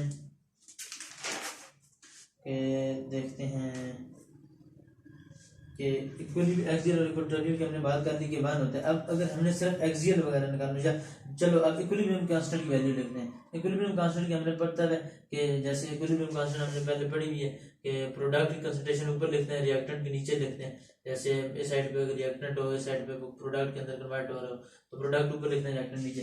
अब 21 में इक्वेटोरियल ऊपर लिखेंगे क्योंकि इक्वेटोरियल ऊपर है, और एक्सियल की कंसंट्रेशन नीचे लिखेंगे। इधर तक तो सारों को समझ आई है, ये तो पुरानी बात है। अब एक्सियल की जगह पे हमने किसी चीज की, हम फिलहाल इक्वेटोरियल की बात करें क्योंकि ज्यादा भी बात है, तो एक्सियल की जगह हम लिख सकते हैं क्योंकि ये वाला एक्सियल और प्लस इक्वेटोरियल 1 के बराबर है। और इसमें से अगर एक्सियल की वैल्यू निकालनी हो, एक्सियल की वैल्यू क्या हो जाएगी 1 माइनस इक्वेटोरियल, इक्वेटोरियल इधर प्लस वाला साइड में जाकर माइनस, तो इसकी जो एक्सियल की वैल्यू है वो हम इस इक्वेशन के अंदर लिखेंगे 21 is equal to equatorial divided by 1 minus axial, 1 minus axial. तो ये 1 माइनस एक्सियल से डिवाइड हो रहा है, इस साइड पे जाकर मल्टीप्लाई हो जाएगा 21 multiply by 1 minus axial equatorial, इस साइड पे भी इक्वेटोरियल आ जाएगा। इन दोनों को 21 को इससे मल्टीप्लाई करेंगे तो 21 माइनस 21 को ई से मल्टीप्लाई करेंगे तो 21 equatorial is equal to equatorial. अब 21 इक्वेटोरियल साइड पे माइनस हो रहा है, उस साइड पे जाके प्लस हो जाएगा 21 is equal to E plus 21 equatorial, 21 is equal to 22 equatorial. 22 इस साइड पे मल्टीप्लाई हो रहा है, इस साइड पे जाकर डिवाइड हो जाएगा 22 1 divide by 21 divide by 22 is equal to equatorial. अब ये 22 डिवाइड बाय 21 आ गया। इसकी अगर परसेंटेज निकालनी है तो सिंपली 21 मल्टीप्लाई बाय 100 कर देंगे, मल्टीप्लाई बाय 100 करेंगे तो ये टोटल आ जाएगा 95% इक्वेटोरियल बनता है, 95% इक्वेटोरियल बनता है और जो 5% होता है वो एक्सियल बनता है।